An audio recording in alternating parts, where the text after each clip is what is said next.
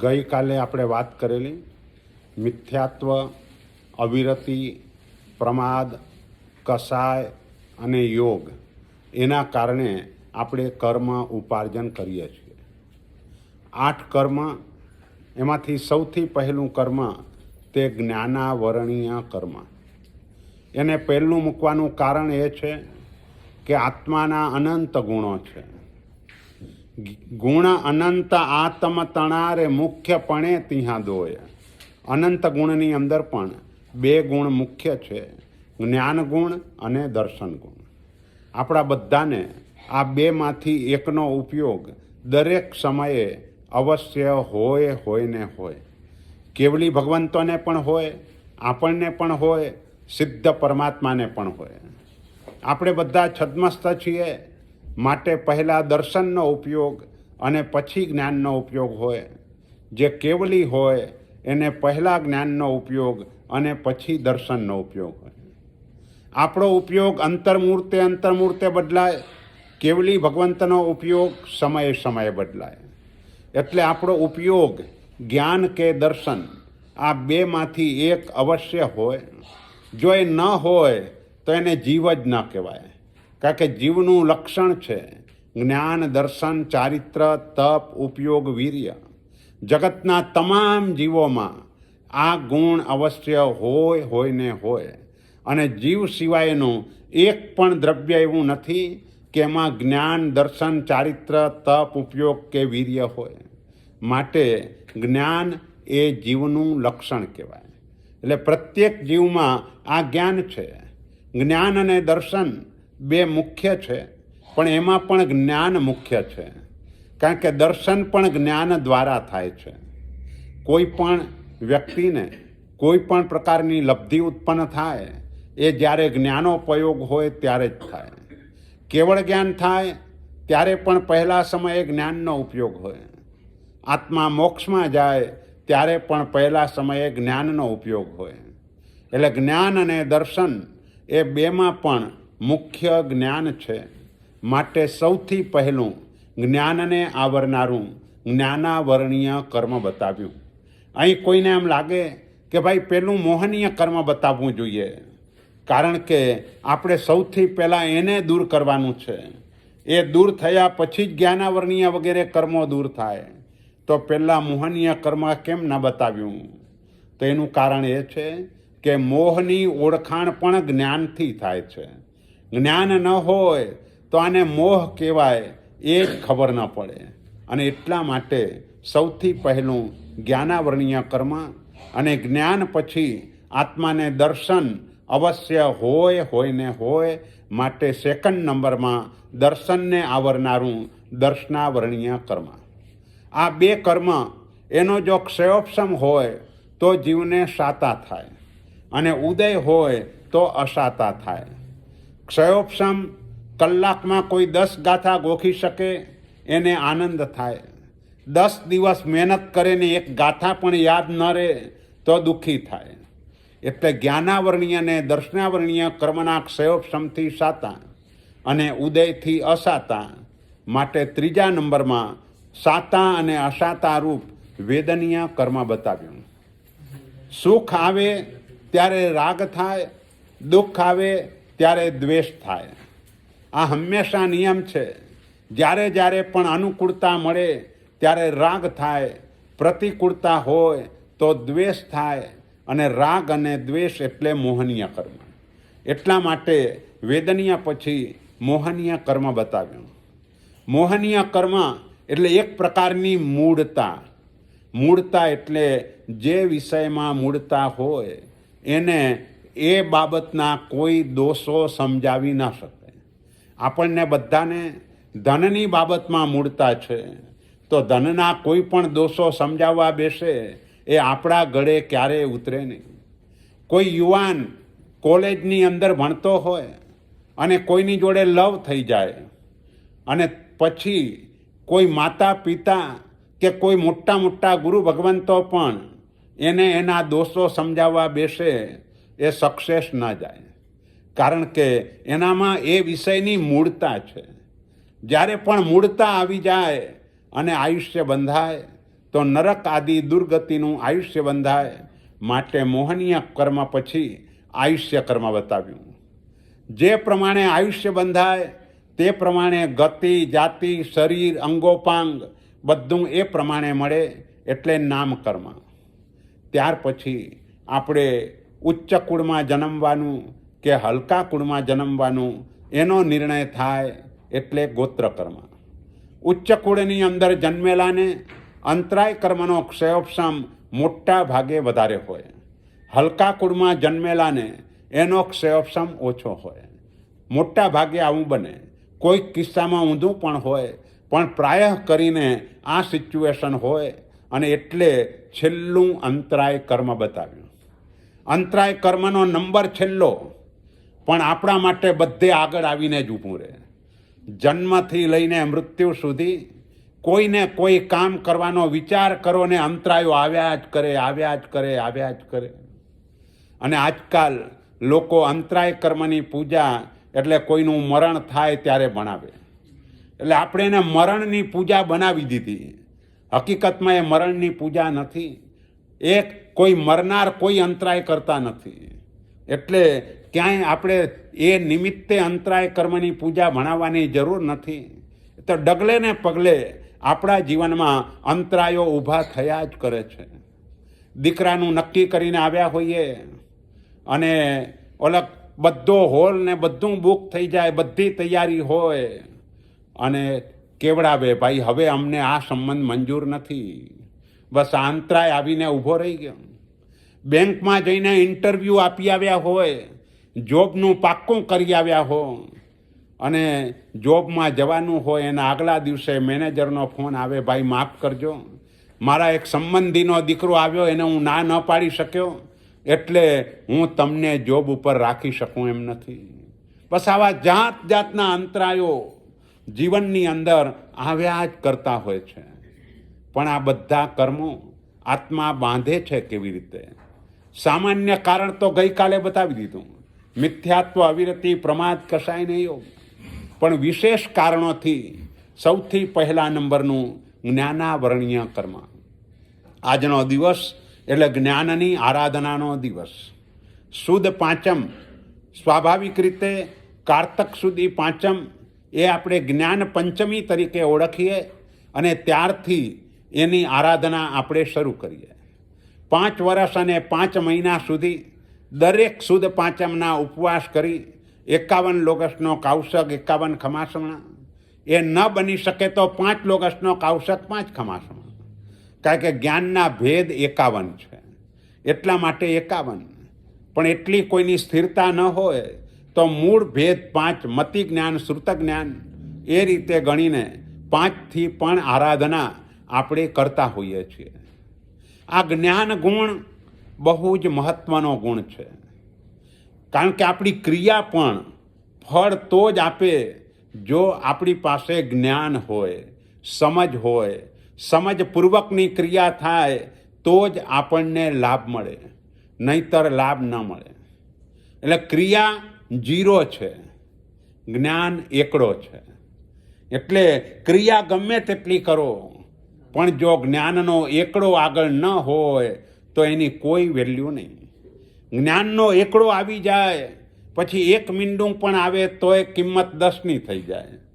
જેટલા મીંડા વધતા જાય એટલી કિંમત 10 ગણી વધતી જ ચાલે. વ્યવહારમાં પણ જ્ઞાનની કિંમત છે, ક્રિયાની કિંમત બહુ ઓછી છે. રેલવે સ્ટેશન ઉપરનો કુલી બિચારો આખો દિવસ મજૂરી કરે અને સાંજ પડે ને ઘરે આવે ત્યારે પરિવારનું માંડ પેટ ભરાય એટલું જ મળ્યું હોય. અને કોઈ ડૉક્ટર, વકીલ, એન્જિનિયર માત્ર 2 મિનિટની ક્રિયા કરે, લાવો ભાઈ $1000, $2000, $5000. કેમ? એની ક્રિયા 2 જ મિનિટની છે, પેલાની ક્રિયા આખા દિવસની છે. તોય પેલાને લાભ ઓછો, ડૉક્ટર, વકીલને લાભ વધારે. મિનિટ ઉપર ચાર્જ લાગતા હોય વકીલોના. તો બોલો આટલું કેમ? તો કે એની ક્રિયા જ્ઞાનપૂર્વકની છે. માટે વ્યવહારમાં પણ અર્થોપાર્જન વધારે જે જ્ઞાનપૂર્વકની ક્રિયા કરે એને થાય. એમ ધર્મની બાબતમાં પણ આ જ્ઞાન એ અતિશય મહત્વનો ગુણ છે. માટે કહ્યું, જ્ઞાન વિના પશુ સારી ખા, જાણો એણે સંસાર. જ્ઞાન વગરનો માણસ એ પશુ તુલ્ય છે. એટલે અહીં ધર્મનું પણ જ્ઞાન એ પણ આપણા જીવનની અંદર બહુ જ જરૂરી છે. પણ આજકાલ તમે બધાએ વ્યવહારિક શિક્ષણ ઘણું મેળવ્યું, અને એ પણ તો જ મળ્યું કે જો જ્ઞાનાવરણીયનો ક્ષયોપશમ હતો. જો એ ક્ષયોપશમ ન હોત તો વ્યવહારિક શિક્ષણ પણ પ્રાપ્ત ન કરી શકત. એમાં પણ અડચણો, અંતરાયો તે આવ્યા જ કરત. પણ ધર્મનું જ્ઞાન મોટા ભાગે તમને કાં તો અનુકૂળતા ન મળી, ક્યાંક અનુકૂળતા મળી તો પ્રમાદ નડ્યો, અને એના કારણે એ જ્ઞાન મેળવવાથી આપણે વંચિત રહી ગયા. અને એનું કારણ એ કે પૂર્વજન્મમાં એક એવા પ્રકારનું જ્ઞાનાવરણીય કર્મ પણ ઉપાર્જન કરેલું હોય, અને આ કર્મ અત્યારે ડગલે ને પગલે આપણે ઉપાર્જન કરતા હોઈએ છીએ. સામાન્ય રીતે તો સમયે સમયે 7 કર્મ બંધાય એટલે જ્ઞાનાવરણીય બંધાય, પણ વિશેષ રીતે જ્ઞાનની આશાતના કરવાથી જ્ઞાન, જ્ઞાની અને જ્ઞાનના સાધનો, આ 3માંથી કોઈની પણ આશાતના કરો તો પણ જ્ઞાનાવરણીય નામનું કર્મ આપણે બાંધીએ. અને અહીં વિષ્ટા સાફ કરવા માટે પણ કાગળનો ઉપયોગ થાય, તો ત્યાં પણ જ્ઞાનાવરણીય કર્મ બંધાય.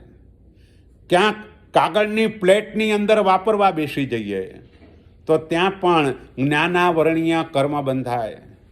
આપણે જે ટેબ્લેટ પણ લઈએ એના ઉપર પણ અક્ષર હોય, અને મોઢામાં મૂકીએ એટલે થૂંક એને અડે એટલે ત્યાં પણ જ્ઞાનાવરણીય કર્મ બંધાય. પુસ્તક એના ઉપર ચશ્મા ઉતારીને મૂકી દઈએ તો પણ આપણો પરસેવો જ્ઞાનને અડે, માટે ત્યાં પણ જ્ઞાનાવરણીય કર્મ બંધાય. ગાડી ચલાવતા હો ને સ્ટોપની સાયન આવે અને તેના ઉપર ગાડીને ઊભી રાખી દો તો પણ જ્ઞાનાવરણીય કર્મ બંધાય. ડગલે ને પગલે જેટલા પણ વસ્ત્રો પહેરીએ, મોટા ભાગે લોકો બ્રાન્ડેડ વસ્ત્રો અહીં ખરીદતા હોય અને બ્રાન્ડનું નામ હોય, અને એ વસ્ત્ર પહેરીએ અને એ વસ્ત્ર પહેરીને આહાર વગેરે પણ લઈએ અને ઠંડીલ માતૃ પણ જઈએ, તે બધામાં જ્ઞાનાવરણીય કર્મ બંધાય.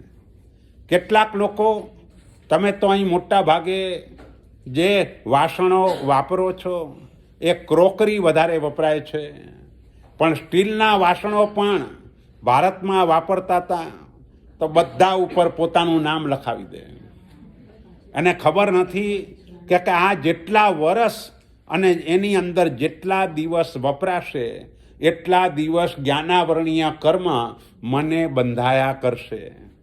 એટલે કદાચ નામ ન લખાવ્યું હોત તો નુકસાન માત્ર એટલું જ થાત કે આપણો કોઈની જોડે વાટકી વ્યવહાર હોય તો વર્ષમાં 5-7 વાટકી ઓછી થાત.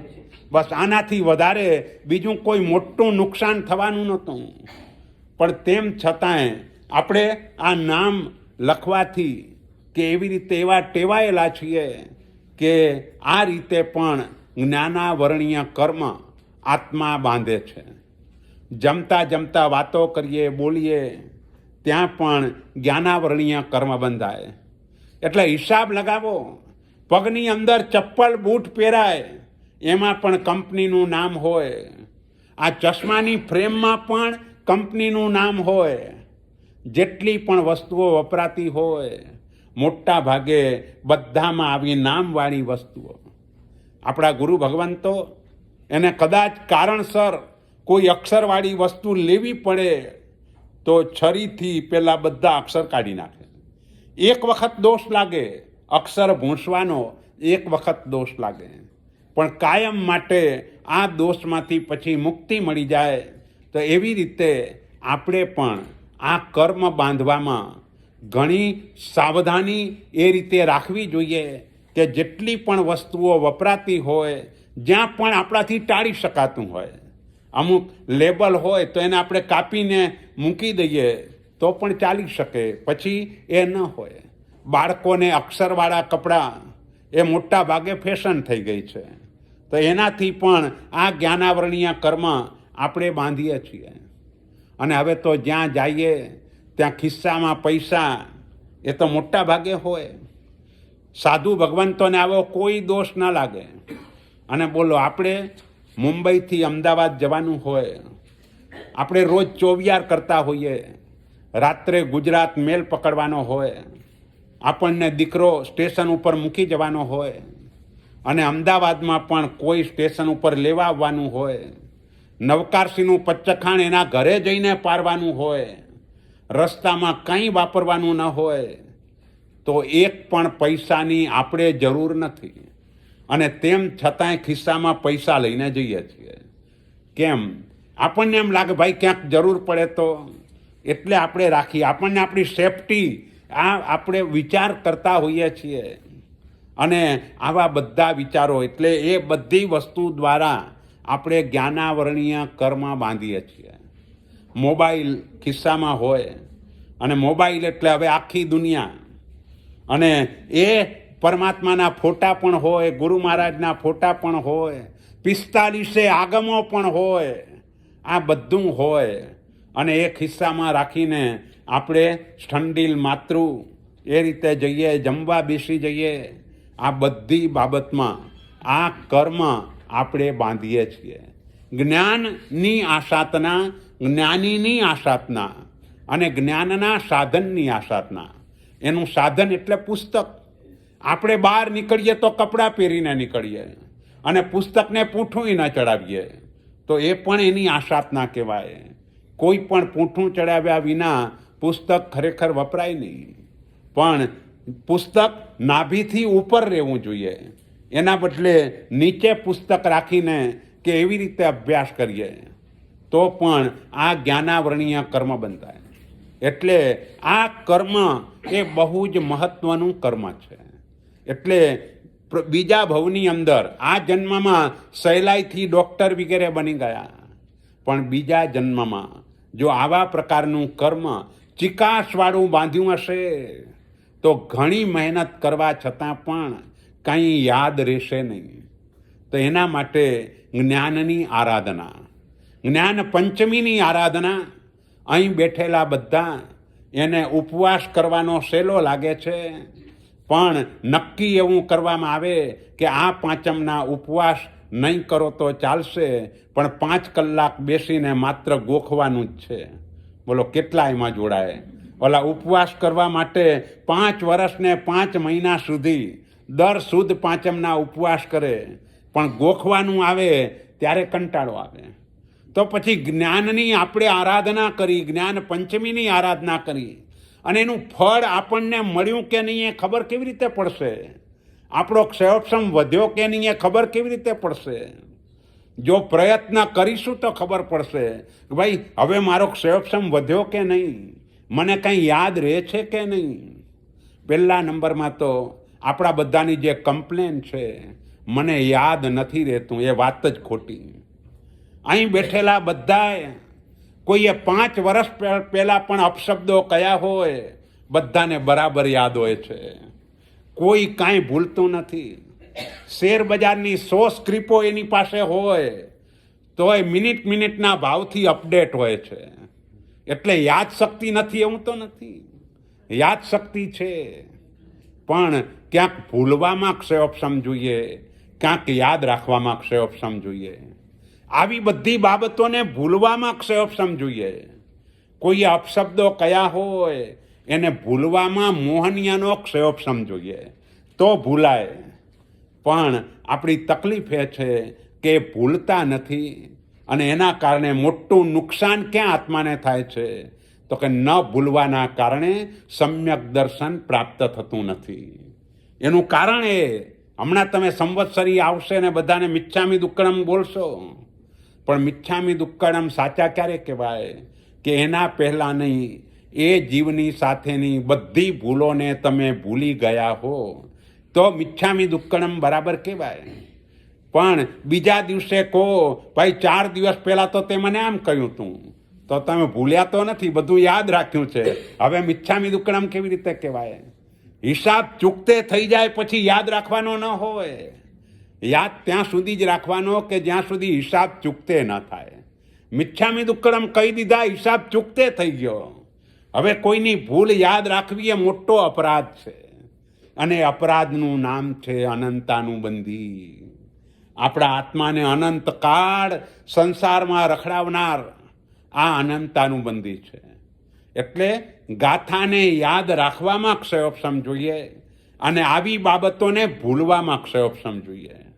યાદ રાખવામાં જ્ઞાનાવર્ણ્યનો ક્ષયોપશમ, ગાથાઓને યાદ રાખવામાં જ્ઞાનાવર્ણ્યનો ક્ષયોપશમ. બોલો, તમે બધા આજના દિવસે જે રીતે તમારો ક્ષયોપશમ છે એ રીતે તમે એટલું માત્ર નક્કી કરો કે રોજની માત્ર 2 જ લાઈન કંઠસ્થ કરીશ. બોલો, કોને અઘરી પડે?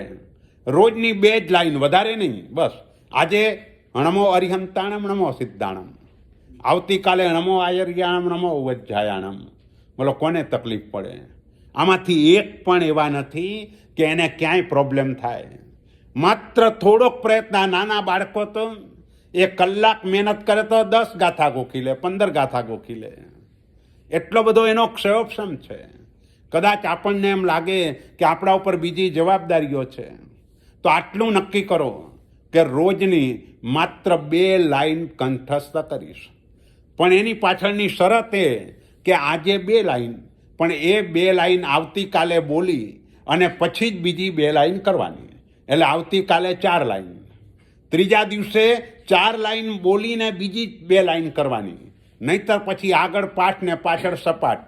આવું ન થવું જોઈએ. આગળ ભણતા જાય ને પાછળનું ભૂલતા જાય. કારણ કે આમાં ઘણા બધા સ્પીડ બ્રેકર આવે છે. આ નાના બાળકોને લોગસ આવે ને એટલે સ્પીડ બ્રેકર કહેવાય. પછી જગચિંતામણી આવે એટલે સ્પીડ બ્રેકર કહેવાય. પછી નાણમ્મી આવે એટલે સ્પીડ બ્રેકર કહેવાય. પછી વંદિત્તુ આવે એટલે સ્પીડ બ્રેકર કહેવાય. તો આ બધા સ્પીડ બ્રેકરો છે. એ સ્પીડ બ્રેકરની ચિંતા નહીં કરવાની. રોજની 2 લાઈન, બસ, વધારે નહીં. ટીપે ટીપે સરોવર ભરાય. બોલો, આજે નેમિનાથ ભગવાનનું જન્મ કલ્યાણક છે.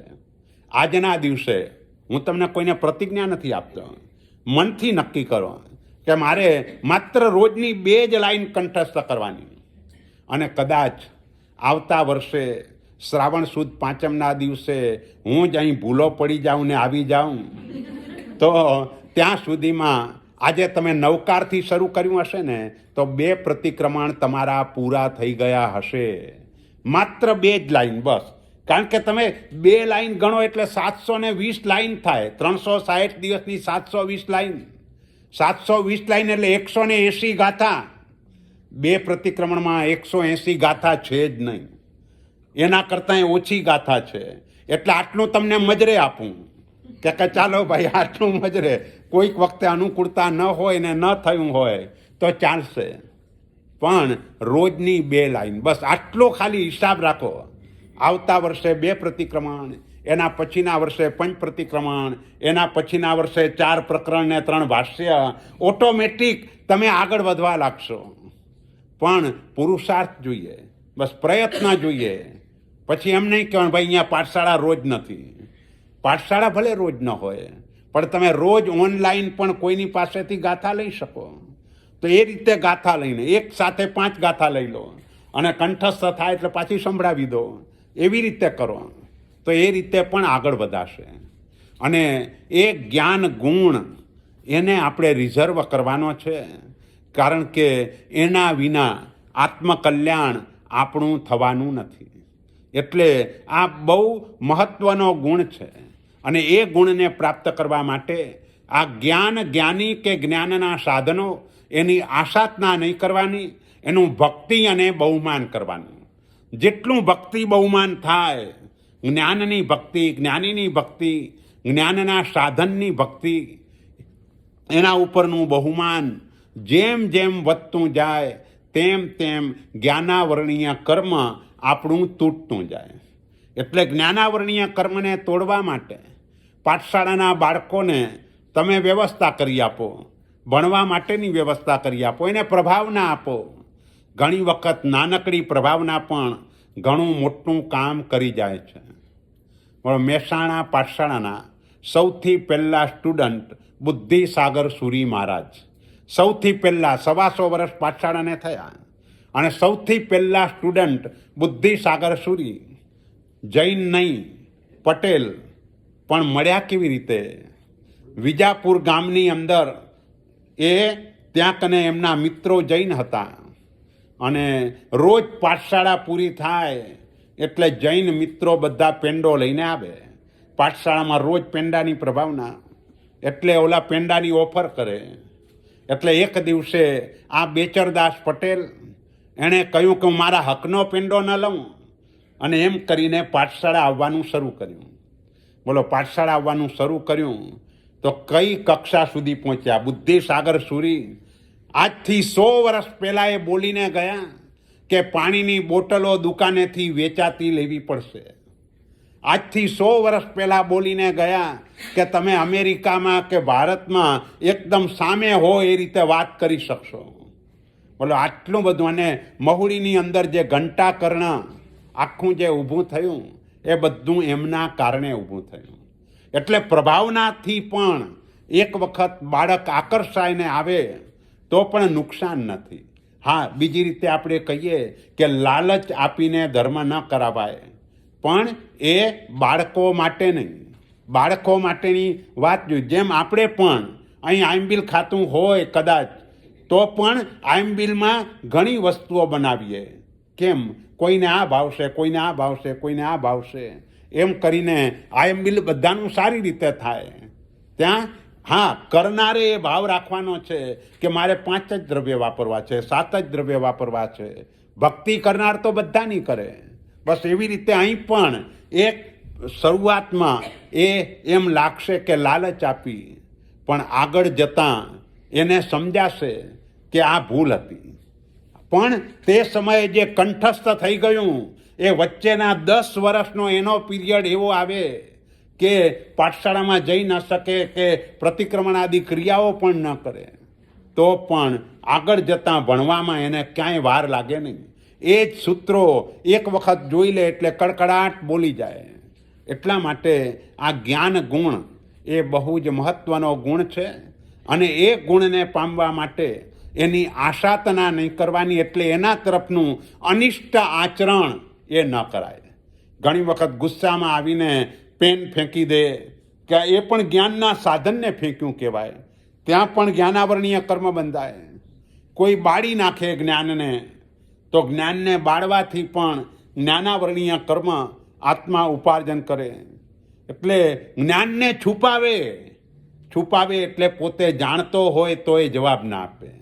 સ્કૂલમાં પહેલો બીજો નંબર જેનો આવતો હોય અને એને એકબીજા કંઈ પ્રશ્ન પૂછે તો જવાબ આપવાનું ટાળે. જો આને જવાબ આપીશ તો મારા કરતાં આગળ નીકળી જશે, અને એટલે જવાબ ના આપે તો પણ જ્ઞાનને છુપાવ્યું કહેવાય. એનાથી પણ જ્ઞાનાવરણીય કર્મ બંધાય. એમ જ્ઞાનીને પણ ન છુપાવાય. પોતે જેની પાસે ભણ્યા છે એના બદલે બીજાનું નામ આપે તો જ્ઞાનીને છુપાવ્યા કહેવાય. જ્ઞાનના સાધનને છુપાવવું. કોઈ પેન માગે તો આપે જ નહીં, આપશું તો પાછી જ નહીં આવે. પુસ્તક પણ માગે તો આપે નહીં, તો આ સાધનને છુપાવ્યું કહેવાય. આ બધી રીતે જ્ઞાનાવરણીય કર્મ બંધાય. એના ઉપર દ્વેષભાવ રાખવાથી, એનો તિરસ્કાર કરવાથી, ઘણી વખત મહેનત કરીએ પણ યાદ ન રહે એટલે કંટાળીને મૂકી દઈએ, તો ત્યાંય જ્ઞાનાવરણીય કર્મ બંધાય. તમે મહેનત કરીને પછી છોડી દો એને, તો એ જ્ઞાનાવરણીય કર્મ બંધાય. છોડવાનું છે જ નહીં, પ્રયત્ન ચાલુ જ રાખવાનો. જેટલો પ્રયત્ન ચાલુ રહે એટલો ટાઈમ તમારું જ્ઞાનાવરણીય કર્મ તૂટે ને તૂટે. કેટલીક વખત કલાકમાં 10 ગાથા ગોખનાર જેટલી નિર્જરા કરે એના કરતાંય 10 દિવસે 1 ગાથા કરનાર પણ વધારે નિર્જરા કરે. કારણ કે ઓલો કલાક મહેનત કરીને છૂટી જાય છે અને પેલો 10 દિવસ સુધી લગાતાર મહેનત કરે છે, અને એટલે એના જ્ઞાનાવરણીય કર્મની નિર્જરા વધારે થાય છે. એટલા માટે હંમેશા જ્યાં પણ જ્ઞાન પ્રાપ્તિ, આ જ્ઞાન એટલે બોલતા ભગવાન કહેવાય. ગઈકાલે આપણે વાત કરી હતી કે આ 45 આગમ એટલે બોલતા ભગવાન. અને દેરાસરમાં જે છે એ મૌન ભગવાન છે. મૌન ભગવાન આપણને ફાવી ગયા છે, બોલતા ભગવાન હજુ એટલા ફાવ્યા નથી. એટલે ભારતની અંદર હવે થોડોક સમય બદલાઈ ગયો, પણ પહેલાં લોકો દેરાસર દર્શન કરવા જાય, ખિસ્સામાં હાથ નાખીને સિક્કાનો આકાર જુએ, આમ હાથથી જુએ ભાઈ આઠાની છે કે ચારાની, અને એ ભંડારમાં નાખે. અને ગુરુ મહારાજ પાસે જાય તો 100ની નોટ મૂકે, 500ની નોટ મૂકે, બોલો ભગવાનને 4 આના. અને ગુરુ મહારાજ પાસે જાય તો 100, 200 ને 500 રૂપિયા. કેમ ભાઈ? ગુરુ જોશે તો ખરાબ લાગશે, ભગવાન જોશે તો ખરાબ નહીં લાગે. એટલે ભગવાન મૌન છે, આપણને મૌન ભગવાન ફાવી ગયા છે. એટલે બોલતા ભગવાન આપણને બહુ ગમતા નથી. બસ આ અત્યારે જે આપણે બોલીએ છીએ બોલતા ભગવાન જ છે. હું જે બોલું છું એ જે ભગવાને કહ્યું છે એ જ બોલું છું. અને એટલે એ અપેક્ષાએ એ બોલતા ભગવાન કહેવાય. જે બોલતા ભગવાન હોય એ વધારે ઉપકાર કરે. તેમ છતાંય આપણે આજકાલ આગમની સુરક્ષા ઓછી રાખીએ છીએ. અને હું એક દાખલો આપું. અમે શ્રીપાલ રાસ બનાવ્યો 5 વોલ્યુમમાં, 17 કિલો ને 200 ગ્રામ એનું વજન, જર્મનીમાં છપાવ્યો અને અદ્ભુત ગ્રંથ બન્યો. એ પુસ્તક બનાવવામાં 9 કરોડ રૂપિયા ખર્ચ્યા. પ્રેમલભાઈ કાપડિયા એની સંપત્તિ, પણ મહેનત બધી અમારી પણ હતી કે આખા દેશમાં ફરીને જ્યાં જ્યાં પણ એને યોગ્ય જે મળ્યું તે ભેગું કર્યું. આખું બધું થઈ ગયું. અને પછી ધુરંધર વિજયજી માર સાહેબે કહ્યું કે એક શ્રીપાલ રાસ હઠીસિંગે બનાવેલો, અને એ એટલે બનાવડાવેલો કોઈની પાસે, એ પ્રત જો મળી જાય તો કામ થઈ જાય. બહુ મહેનત કરી, ક્યાંય મળી જ નહીં. પછી નક્કી કર્યું, બધું તૈયાર, જર્મનીમાં છાપવા માટે મોકલવાનો હતો, પણ આટલી અધુરાશ હતી. એટલે મેં ને પ્રેમલભાઈએ નક્કી કર્યું ગમે તેમ થાય આપણે આને મેળવીને જ રહીશું. શંખેશ્વર ગયા, દાદાની સામે બેસી ગયા. આના માટે અમારું કામ અધૂરું છે, શાસનનું કામ છે, અને કોઈ પણ સંજોગોમાં આ કામ થવું જોઈએ. કલાક સુધી એમની સામે બેસીને જાપ કર્યા. અને ત્યાંથી અમદાવાદ ગયા, તાજમાં ઉતર્યા હતા. અને તે જ વખતે પેલો એ જ પ્રત લઈને ફરતો આવ્યો. જોઈએ છે આ એ જ પ્રત હઠીસિંગની, એને લખાવેલી. કેટલી કિંમત? 10 લાખ રૂપિયા. લઈ જા ભાઈ, 10 લાખ પણ લાવ. એટલે આપણું આગમ આપણે ઠેકાણે રાખતા નથી. આપણા લોકો એની સુરક્ષા નથી રાખતા. ગામડાઓમાંથી આવી પ્રતો 2, 5, 25 હજારમાં વેચાઈ જાય છે, અને પછી આપણે આની મોટી કિંમત ચૂકવવી પડે. એટલે આ જ્ઞાનની સુરક્ષા આજના દિવસે બહુ ઓછી થતી ચાલી છે, એને વધારવાની છે. એટલે જ્ઞાનાવરણીય કર્મ એને તોડવા માટે જ્ઞાની એને તમે સહાય કરો. જે પણ જ્ઞાન આપતા હોય એને સહાય કરો. કોઈ સાધુ સાધ્વીજી ભગવંતોને અધ્યયન કરવું હોય તો એના માટે પણ વ્યવસ્થા કરી આપો. તો આ બધી બાબતમાં પણ જ્ઞાનાવરણીય કર્મ આપણું દૂર થાય. જ્ઞાન પછી બીજા નંબરમાં દર્શન. જે કારણોથી જ્ઞાનાવરણીય કર્મ બંધાય એ જ કારણોથી દર્શનાવરણીય કર્મ બંધાય. પણ ફરક એટલો, દર્શન, દર્શની અને દર્શનના સાધનો. દર્શનના સાધન એટલે ચામર, પંખો, દર્પણ, જિનાલયની અંદર ભંડાર વગેરે જે પણ છે, આ બધા દર્શનના સાધન કહેવાય. અને એ તમે અહીં જિનાલયમાં આવી અને તમારી ચાવી ભંડાર પર મૂકી દો તો એ પણ આ સાધના કહેવાય. એનાથી પણ આ કર્મ બંધાય. દેરાસરના સાધનો ઉપર આપણી કોઈ વસ્તુ ત્યાં આપણાથી મુકાય નહીં. તેમ છતાં પણ આજકાલ બધા લોકો એ રીતે પોતાની વસ્તુ, મોબાઈલ આદિ પણ એના ઉપર મૂકતા હોય તો એ રીતે પણ આ કર્મ બંધાય છે. એટલે આના તરફનું અનિષ્ટ આચરણ, એના ઉપરનો દ્વેષભાવ, કોઈ ભણતો હોય કે દર્શન કરવા માટે આવતો હોય એને અંતરાય કરીએ. કોઈને સ્વાધ્યાયમાં આવવું હોય અને રસ્તામાં એને ઊભો રાખીને એની જોડે ગપ્પા લગાવીએ તોય જ્ઞાનાવરણીય કર્મ બંધાય. ભગવાનનું દર્શન કરવા આવતો હોય અને એને રોકીએ તો પણ દર્શનાવરણીય કર્મ બંધાય. મોડું કરીએ તો પણ પેલો આવતો હોય અને રસ્તામાં 5 મિનિટ આપણે એને ઊભો રાખ્યો તોય દર્શનાવરણીય બંધાય, કારણ કે પેલો અહીં ઘડિયાળના કાંટે આવે છે, એનો ટાઈમ પૂરો થતાં નીકળી જાય. એટલે જ દેરાસરમાં ઘડિયાળ ન રખાય, કારણ કે એ જુએ તો તરત દેરાસરમાંથી બહાર નીકળી જાય, ભક્તિની અંદર અંતરાય થાય. એટલે એવું ન થાય. ભાવ એના જે આવે એ ભાવને રોકે નહીં. માટે જીન મંદિરની અંદર ઘડિયાળની વ્યવસ્થા આપણાથી કરાય નહીં. જો કરીએ તો પણ આ પ્રકારનું કર્મ આત્મા બાંધે અને એની અત્યંત આશાતના કોઈ પણ રીતે આપણે એની તરફનું અનુચિત વર્તન એ પણ આવા પ્રકારનું કર્મ આત્માને ઉપાર્જન કરાવે છે. ત્રીજા નંબરમાં વેદનીય કર્મ.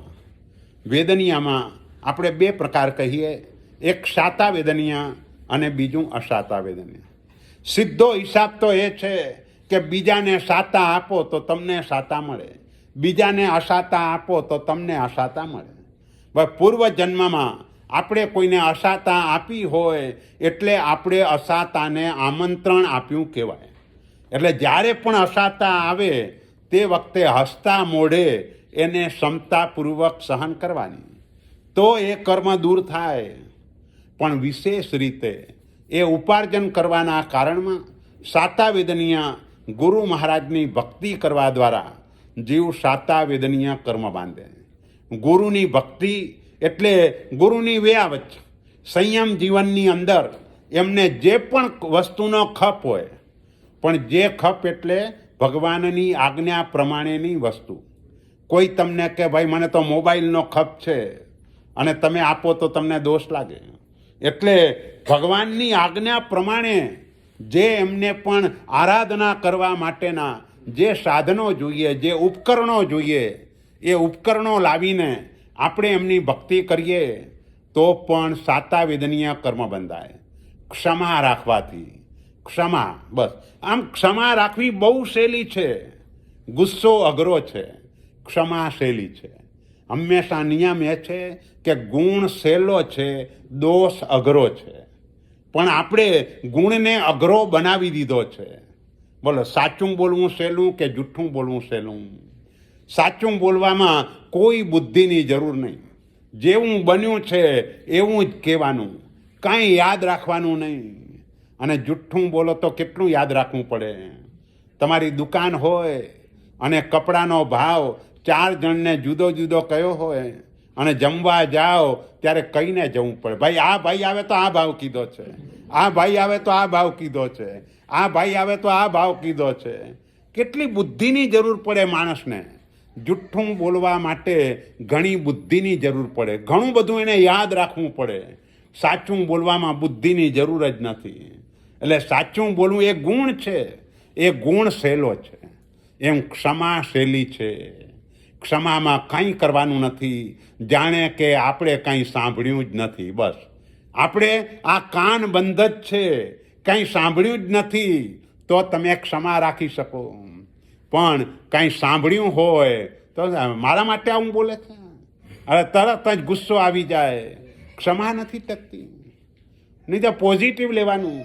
કોઈ કહે સાલા આવું બોલે ત્યારે એને હાથ જોડીને કહેવાનું, ભાઈ અત્યાર સુધી મને એ ખબર જ નથી કે તું મારો આટલો નજીકનો સ્વજન છે, એટલે આ સારું થયું તે મને ઓળખાણ તાજી કરાવી. અને એમ કરીને એની જોડે એ રીતે પોઝિટિવ લેવાનું, નેગેટિવ કોઈ જગ્યાએ નહીં લેવાનું. એટલે આ ક્ષમા બહુ સહેલી છે. આ અપેક્ષાએ તમે બસ કંઈ નહીં, ભૂલી જવાનું. અપમાન જેવું કોને લાગે? જેને માનની પડી હોય એને અપમાન લાગે. જેને માનની પડી જ ન હોય એને લોકો ગમે તે કે શું ફરક પડે છે? કંઈ નહીં. અને આમ પણ શું ફરક પડે? આપણું જે કર્મ હોય એ પ્રમાણે જ બધું બનવાનું છે. બોલો, આશારામ બાપુ આખી દુનિયા પૂજતી હતી અને અચાનક પાપ કર્મનો કેવો ઉદય થઈ ગયો, સીધા જેલના સળિયા પાછળ. જે આખી દુનિયા એના ગુણગાન ગાતી હતી અને એ જ આખી દુનિયા હવે થૂંક ઉડાડે છે. કેમ? બસ કર્મ પલટાઈ ગયું. એટલે આ બધું કર્માધીન છે. આપણું કંઈ અને એ કર્માધીનમાં પણ એ કર્મનો બંધ આપણા હાથમાં છે, પણ તે વખતે ભૂતકાળની અંદર, પૂર્વજન્મોની અંદર આપણી પાસે સમજ નહોતી, અને એ અણસમજની અંદર જે પણ કર્મો બંધાઈ ગયા છે એ તો કોઈ પણ ટાઈમે ઉદયમાં આવશે. તો તે સમયે માત્ર ક્ષમતા જ રાખવાની છે, એટલે ક્ષમા. બસ તમે બધાને ક્ષમા જ આપ્યા કરો તો પણ સાતા વેદનીય કર્મ બંધાય. કોઈને પણ ગુસ્સો કરવાનું મોટું નુકસાન કે એક મુનિ ઉપર કરાયેલો ગુસ્સો વધતો ત્યાં સુધી પહોંચ્યો જેના ઉપર નજર કરે એ માણસ ખલાસ, એ પશુ પક્ષી ખલાસ, એ પાન ખલાસ. બોલો, હા, ચંડ કૌશિક છેક ત્યાં સુધી આટલો ગુસ્સો પહોંચ્યો. એક દોષ હોય નાનકડો, એની આલોચના ન કરો એટલે બીજા ભાવમાં એ મલ્ટિપલ થઈને આવે, ત્રીજા ભાવમાં એનાથી એ વધારે મલ્ટિપલ થાય. એટલે આ રીતે ક્ષમા જ રાખવાની. અને જે પણ હોય, કારણ કે ક્ષમા એટલા માટે રાખવાની, સામેની વ્યક્તિ પ્રતિકૂળ વર્તન એટલા માટે કરે છે કે પૂર્વજન્મમાં આપણે પણ એની જોડે પ્રતિકૂળ વર્તન કરેલું છે. માટે આ જન્મમાં જો ક્ષમા રાખીએ તો એ કર્મથી છૂટી જવાય, નહીતર પાછો નવો કર્મથી બંધાય, અને એ રીતે એનું પરિભ્રમણ સતત ચાલુ રહે. એટલે ક્ષમા રાખવાથી કરુણા, દુઃખી જીવોને જોઈને હૃદય દ્રવી જાય, દુઃખ દૂર કરવાનું મન થાય. હા, એવું બની શકે આપણી શક્તિ ન હોય અને દુઃખ દૂર ન કરી શકીએ, આ બની શકે, પણ તે સમયે ભાવના એ હોય કે એ વ્યક્તિ જલ્દીથી દુઃખ મુક્ત બને. બસ આવા પ્રકારનો ભાવ. આપણી શક્તિ ન હોય પણ આપણે બીજાને કહીને પણ કરાવી શકતા હોઈએ તો એ રીતે કરાવવાનું. એ પણ શક્તિ ન હોય તો મનથી બસ એનું જલ્દી સારું થાય. બસ મનથી આ પ્રકારની ભાવના, એનાથી પણ સાતા વેદનીય કર્મ બંધાય. કારણ કે તમને બીજાને સાતા આપવાનો વિચાર આવ્યો, એનું દુઃખ દૂર કરવાનો વિચાર આવ્યો, એટલે પણ સાતા વેદનીય કર્મ બંધાય. વય એટલે વ્રત સ્વીકારવાથી. કોઈ પણ નિયમ તમે લો, નિયમ લો એટલે તમે બીજાને સાતા આપો છો. ગમે તે બાબતનો નિયમ લો, તમે જૂઠ ન બોલવું આવો પણ નિયમ લો તોય બીજાને સાતા મળે છે. કારણ કે એને ખાતરી થઈ જાય કે આ માણસ જૂઠ્ઠું બોલવાનો નથી. એટલે જે પણ હોય એ રીતે બધાને સાતામાં આપણે કારણરૂપ બનીએ. એટલા માટે પણ ગમે તે નાનકડો પણ નિયમ સ્વીકારીએ, એનાથી પણ સાતા વેદનીય કર્મ બંધાય.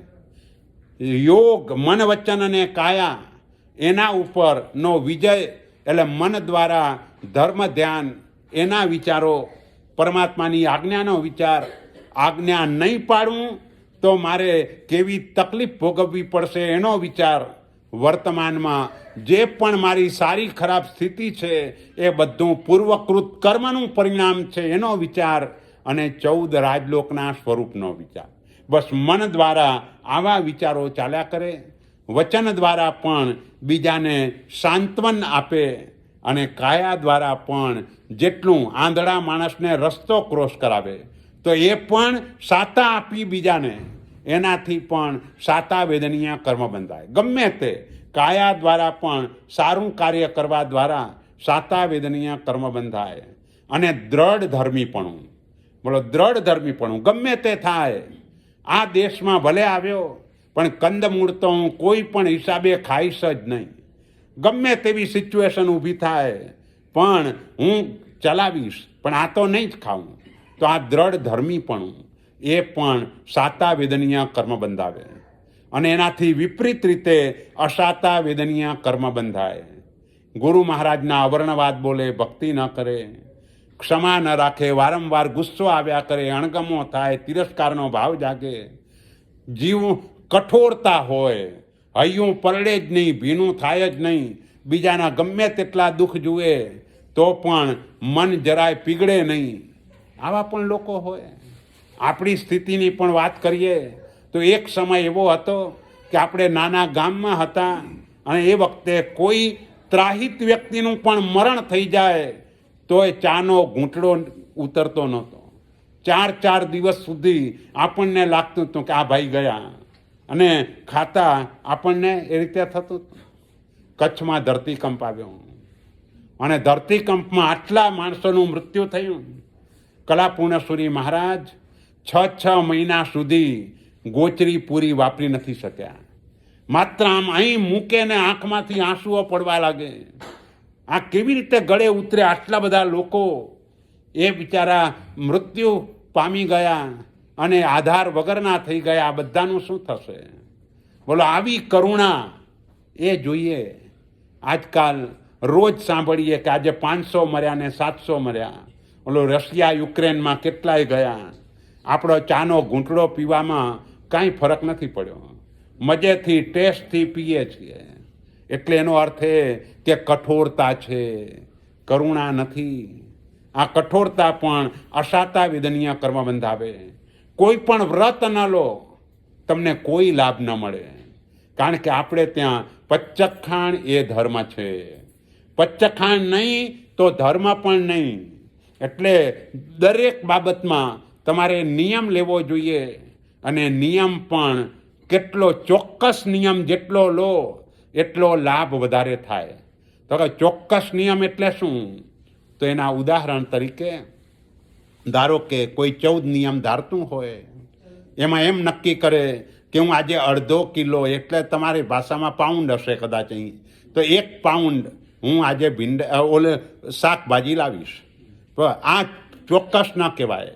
તમે 1 પાઉન્ડ શાકભાજી આટલું નક્કી કર્યું એટલે જેટલા શાકભાજીના જીવો છે બધાને આપણા તરફથી ભય રહે. તો તે સમયે શું નક્કી કરવાનું? કે તે સમયે નક્કી કરવાનું કે હું આ 1 પાઉન્ડ ભીંડા લાવીશ. પણ એ ભીંડા આટલું પૂરતું નથી, કારણ કે એમાં બધા ભીંડાને આપણા તરફથી ભય રહે. એ ભીંડો ઓસ્ટ્રેલિયામાં હોય તોય આપણાથી ગભરાય, અને ભારતમાં હોય તોય ગભરાય. એટલે તે વખતે તમારે નક્કી કરવું જોઈએ કે હું આ સ્ટોરમાંથી જ લાવીશ. એટલે એ સ્ટોરમાં જેટલા ભીંડા હોય એટલાને જ તમારા તરફથી ભય, બાકીના બધાને તમે અભય આપી દીધું. એટલે તમારો લાભ વધી ગયો. તમે કે ભાઈ આ કેવી રીતે બને? પેલો શત્રુંજય મહાતીર્થની યાત્રા કરવા માટે આપણે સંઘમાં ગયા હોઈએ. 5000 માણસ ત્યાં તળેટીએ ચૈત્યવંદન કરતું હોય, અને તે વખતે ઉપરથી એક જ ચિત્તો છલાંગ મારતો ને નીચે આવે, તો 5000માંથી કેટલા માણસો નાશભાગ કરે? બધા કરે કે 1-2 જ કરે? પણ બધાને ભાગવાનું કારણ શું? ચિત્તો બધાને નથી ખાઈ શકવાનો. ચિત્તો તો 1 કે 2 ને જ ખાવાનો છે. પણ આ 1-2માં ક્યાંક મારો નંબર લાગી જશે તો? એટલે આપણે બધા નાશભાગ કરીએ છીએ. બસ એવી જ રીતે આ વનસ્પતિમાં પણ તમે પર્ટિક્યુલર નક્કી ન કરો તો આ બધાને આપણા તરફથી ભય રહે, અને બધો દોષ આપણને લાગે. ભલે તમે પાઉન્ડ નક્કી કર્યું, પણ ભયભીત તો બધા છે આપણાથી. વાપરવામાં આપણે એટલું વાપરીએ છીએ, પણ ભય તો બધાને છે. એટલે જેટલું ચોકસાઈથી નિયમ થાય એટલો લાભ વધારે થાય.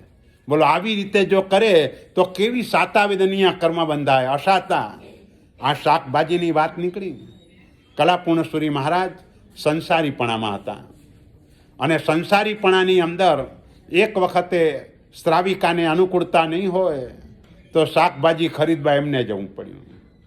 શાકભાજી ખરીદીને તો લાવ્યા, અને મૂકીને ધ્રુસકે ધ્રુસકે રડવા લાગ્યા. અરે આને સુધારવાનું, આમાં મરચું મીઠું નાખવાનું, આને ઉપર તેલ ઉપર ચડાવવાનું, મસાલો નાખવાનો. આ આપણા જેવો જીવ જ છે. આ તો આપણાથી કેવી રીતે થાય? અને શ્રાવિકાને કહી દીધું મારે દીક્ષા લેવાની છે. એટલે શ્રાવિકાએ એના ફાધરને કેવડાવ્યું, ભાઈ તમારા જમાઈ દીક્ષાની વાત કરે છે, અને 2 છોકરા નાના છે, એક 7 વર્ષનો અને બીજો 9 વર્ષનો. એમને સમજાવો કે થોડાક મોટા થાય પછી આ વિચાર કરે. પિતાશ્રીના સમાચાર આવ્યા, જમાઈ દીક્ષા લેતા હોય તો હું એ દીક્ષા લેવા તૈયાર છું. સમજાવવાના બદલે આ વાત આવી. અને તે વખતે કલાપૂર્ણેશ્વરી મહારાજ, એટલે કે તે વખતે અક્ષયરાજ નામ હતું, પોતાના 2 પુત્રો, પત્ની, સાળો, સસરા બધાની સાથે એમની દીક્ષા થઈ, સાસુ સસરા બધાની સાથે દીક્ષા થઈ. આજે પણ એમના દીકરા કલ્પતરુ સુરી મહારાજ એ ગચ્છાધિપતિ છે, એ કાળ ધર્મ પામી ગયા, પોતે ગયા, પણ એમના બંને પુત્રો કલાપ્રભ સુરી એ કોરોનામાં ગયા, અને કલ્પતરુ સુરી આજના દિવસે ગચ્છાધિપતિ તરીકે દાદરની અંદર એમનું ચાતુર્માસ છે. તો શાકભાજીના જીવો તરફ પણ આવી કરુણા, બસ આ કરુણા પણ તમને શાતાવેદનિયા નામનું કર્મ તે ઉપાર્જન કરાવે. એટલે નિયમ, જીવનમાં નિયમો જોઈએ, એનાથી પણ સાતા, પણ નિયમ વગરનું જીવન અસાતા બંધાવે. દ્રઢ ધર્મીપણું ન હોય, ભાઈ આ દેશમાં તો ચાલે, ભારતમાં જઈશું ત્યારે પાડશું, તો આવું દ્રઢ ધર્મીપણું ન કહેવાય, તો પણ અસાતા વેદનીય કર્મ બંધાય. એટલે આ વેદનીય કર્મબંધના કારણો, વેદનીય પછી મોહનીય કર્મ, એના બે ભાગ પાડવાના, એક દર્શન મોહનીય અને બીજું ચારિત્ર મોહનીય. દર્શન મોહનીય કર્મ કેવી રીતે બંધાય? ઉમગ્ગ દેશણા મગ્ગ નાશણા દેવદબ્બ હરણેહિમ. ઉન્માર્ગની દેશના આપે. કોઈ સાચા રસ્તે જતો હોય અને એને બિચારાને ખોટા રસ્તે ચડાવી દે. ભગવાને કહ્યું છે એ માર્ગ ઉપર બરાબર ચાલતો હોય અને એવા સંપ્રદાયની અંદર એ બિચારો ચાલ્યો જાય કે સાચો માર્ગ એના હાથમાંથી નીકળી જાય. અહીં આટલો તપ કરવાનો કયો છે, બીજી જગ્યાએ એર કન્ડિશનમાં બેસીને ખાલી સાંભળવાનું જ હોય, કંઈ તપ ન હોય. અને ઘણા લોકો તો કે ભાઈ વૈષ્ણવોના ઉપવાસ કેટલા સારા, કે ઉપવાસની અંદર પણ ખાવાનું મળે, પણ ખાવાનું કેટલું હતું? પહેલાં તો તુલસીના પાન ઉપર જેટલું આવે એટલું જ ખાવાનું હતું. આજ તુલસીના બદલે કેળનું પાન આવી ગયું અને ઉપવાસ મોંઘો થઈ ગયો. ઉપવાસમાં ફરાળી બધું, એ બધું મોંઘું થઈ ગયું. ઉલટાનું એ વધારે નુકસાન કરતા થયું. એટલે આવા જે સાચા માર્ગે ચાલતા હોય એ અવળા માર્ગે ચાલ્યા જાય તો એનાથી પણ આવું કર્મ બંધાય. આપણે કોઈને અવળા માર્ગે દોરી દઈએ તો આપણને એવું કર્મ બંધાય કે 70 કરોડા કરોડ સાગરોપમ સુધી ભગવાનનું શાસન મળે નહીં. કદાચ આપણો જન્મ પણ થઈ જાય તો પણ શાસનમાં પ્રવેશ ન મળે. ભગવાન જૈન તરીકે જન્મીએ પણ સમ્યક દર્શન જ ન થાય, એટલે ભગવાનના શાસનમાં પ્રવેશ જ ન મળે. ભગવાનના શાસનમાં પ્રવેશ સમ્યક દર્શન ગુણથી છે, એ ગુણ નથી તો શાસનમાં પ્રવેશ પણ નથી. એટલે આ મોટું નુકસાન થાય. એના પછીનું કારણ કહ્યું દેવદ્રવ્યનું ભક્ષણ. ઉછામણી બોલો અને પૈસા લેટ આપો તો એ દેવદ્રવ્યનું ભક્ષણ કહેવાય. બોલીને તરત જ ભરપાઈ કરવી જોઈએ. શક્ય હોય તો પહેલાં જ પૈસા આપી અને પછી લાભ લેવાનો, શક્ય હોય તો. પણ ઘણી વખતે સિચ્યુએશન એવી હોય કે અહીં આવ્યા ને લાભ લેવાનું મન થઈ ગયું, લાભ લઈ લીધો અને અહીં આપણા ખિસ્સામાં ચેકબુક લઈને નથી આવ્યા, તો પછી ઘરે જઈને પણ પછી આપો, લાભ લીધા પછી પણ તરત જ આપી દેવાનું. જો જેટલું મોડું કરીએ એટલો વ્યાજ ભક્ષણનો દોષ આપણને લાગે. શાસ્ત્રોમાં એમ કહ્યું કે માત્ર એક જ પૈસો, તમારો પૈસો નહીં, તમારો પૈસો તો બહુ મોટો છે, તમારો $60 કહો તો આ મોટો પૈસો થઈ જાય. ઇન્ડિયાના પૈસાની વાત કરું છું. એના એક પૈસાની કિંમત કેટલી? કંઈ નહીં. આમ જોવા જઈએ તો વેલ્યુ કંઈ નહીં. પણ એટલું પણ દેવદ્રવ્યનું ભક્ષણ થાય તો 60,000 વર્ષ સુધી નરકના દુઃખોને ભોગવવા પડે. એટલા માટે આ દ્રવ્યનું ભક્ષણ ક્યાંય પણ ન થઈ જાય એની કાળજી રાખવાની. આ દેશમાં કે અમેરિકામાં જ્યાં પણ લાભ લેવાની વાત આવે તે સમયે લાભ ચોક્કસ લેવાનો, પણ લાભ એ રીતે લેવાનો કે સંઘના સાધારણ દ્રવ્યમાં પૈસા લખાવાના. બાકી આપણને ખાતરી ન હોય કે આપણે ઉછામણી બોલીએ ને એ પૈસા જનરલમાં જો જતા હોય તો મોટા દોષના ભાગીદાર બનીએ. એટલે એ રીતે આપણે કાળજી રાખવાની. પૈસા ચોક્કસ આપવાના, કારણ કે આપણે જે સંઘમાં હોઈએ એ સંઘની અંદર આપણી ફરજ છે. જે પણ વાપરીએ એના કરતાં અનેક ગણું વધારે આપણે આપવું જોઈએ. જેની શક્તિ ન હોય એની વાત જુદી છે, પણ જેની શક્તિ હોય એને જેટલું વાપર્યું એના કરતાં પણ વધારે અહીં આપીને જવું જોઈએ. કારણ કે બધા જ ખર્ચા સાધારણમાંથી થતા હોય, ઇન્કમ બધી દેવદ્રવ્યમાં થાય, એટલે મોટા ભાગે એ ખર્ચને પહોંચી વળવું એ આ દેશમાં આસાન કામ નથી. પણ બધા જો સમજી જાય અને લાભ જો આ રીતે લેવાનું શરૂ કરી દે તો આ દેશમાં પણ કોઈ તકલીફ પડે તેવી નથી. તો આ દેવદ્રવ્યનું ભક્ષણ, જીનેશ્વર પરમાત્માનો અવર્ણવાદ, એનો અવર્ણવાદ એટલે દેરાસરોનો અવર્ણવાદ બોલે. આટલા બધા દેરાસરની શી જરૂર છે? ઘણા લોકો કે ને કે ભાઈ આટલા નજીકમાં આટલા દેરાસર શું જરૂર છે? અને એ જ વ્યક્તિ મલ્ટીપ્લેક્સ થિયેટર પાસે જાય તે વખતે એમ નથી બોલતો કે એક સાથે 10 થિયેટરની શી જરૂર છે.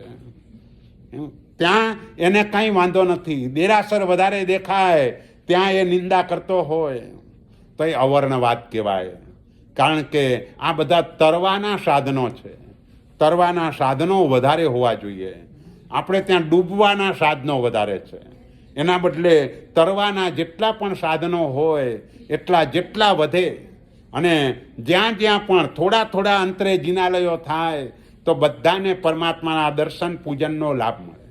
આ દેશમાં લોકોને ડ્રાઇવિંગ કરીને જવાનું હોય, કલાક સુધીનું ડ્રાઇવિંગ એ બધાની અનુકૂળતા ન હોય તો દર્શન પૂજાથી વંચિત રહી જાય. તો તેવા સમયે નજીકમાં પણ જિનાલય, નજીક એટલે ભલે થોડું દૂર પણ જિનાલય હોવું જોઈએ. તો આ રીતે જીનેશ્વરનો અવર્ણવાદ, ગુરુનો અવર્ણવાદ, સંઘનો અવર્ણવાદ, કોઈ શ્રાવકનો અવર્ણવાદ ન બોલાય, શ્રાવિકાનો પણ અવર્ણવાદ ન બોલાય. અવર્ણવાદ એટલે નિંદા, બસ કોઈની પણ નિંદા. આ નિંદા એટલે ઇન્ટરનેશનલ રોગ છે, બધાને લાગુ પડેલો. અને આની અંદર રસપૂર્વક આ પાપ સેવાય છે. સામાયિક લેવામાં 4 ખમાસમણ પણ ઊભા થઈને આપતા પગ દુખે છે. પણ કોઈ રસ્તામાં મળી જાય અને કોઈના માટે નિંદા કરવી હોય તો કલાક સુધી ઊભા રહેવા છતાં પણ પગ ક્યાંય દુખતા નથી. એટલે આ પાપસ્થાનક જ એવું છે કે રસપૂર્વકનું પાપસ્થાનક છે.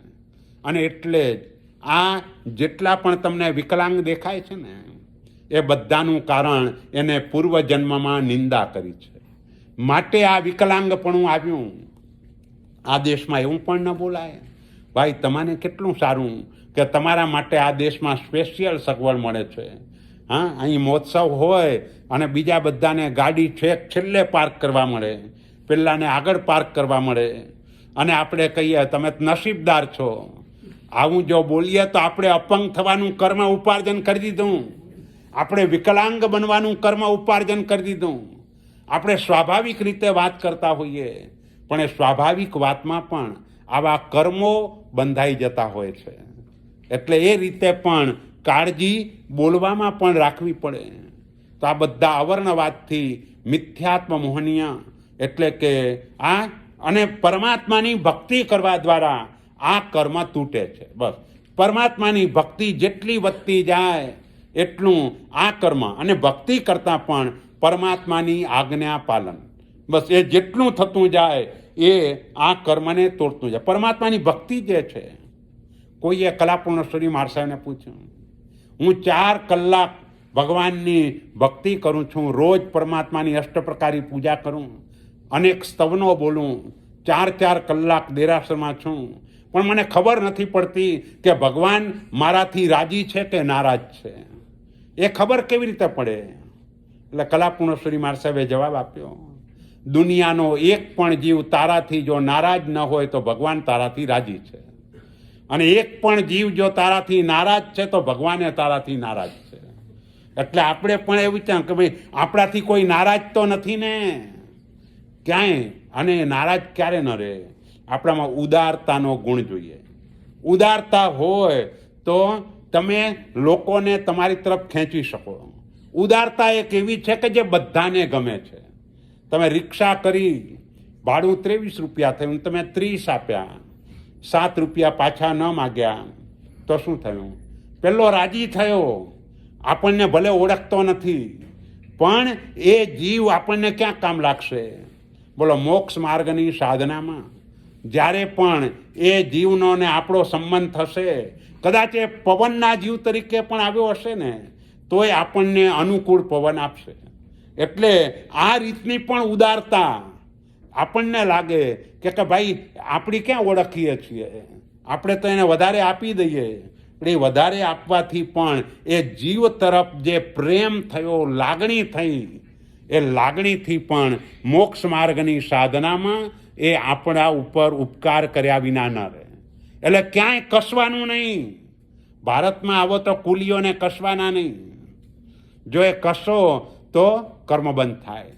એટલે હંમેશા એક વિચાર એ કરવાનો કે આ જિનાલયની અંદર હું પરમાત્માની ભક્તિ કરું છું, પણ અહીં કદાચ વર્ષમાં $500 ઓછા વાપરશો તો ચાલશે, પણ એ જ $500 નાના નાના માણસો એને ક્યાંય કસવાના નહીં, માગે એના કરતાં પણ વધારે આપવાનું. અને એ ઉદારતાથી એને આપણી તરફની જે સહાનુભૂતિ થશે એ મોક્ષ માર્ગની સાધનામાં આપણા માટે ઉપયોગી થશે. ઘણા લોકો આપણે જોઈએ છે કે ઓલાને કસે, જે પોતાને ત્યાં કામ કરવા આવતો હોય, જૈન હોય, સાધર્મિક હોય, અને એક દિવસ એમ કે ભાઈ આજે પરમાત્માની પૂજામાં લાંબી લાઈન હતી એટલે લેટ થયું, તો એનો પગાર કાપી નાખે અને ગુરુ મહારાજ પાસે જાય ને કે આમાં લાભ લેવા જેવો છે તો 25 લાખ એમને એમ ત્યાં ખર્ચીને આવે.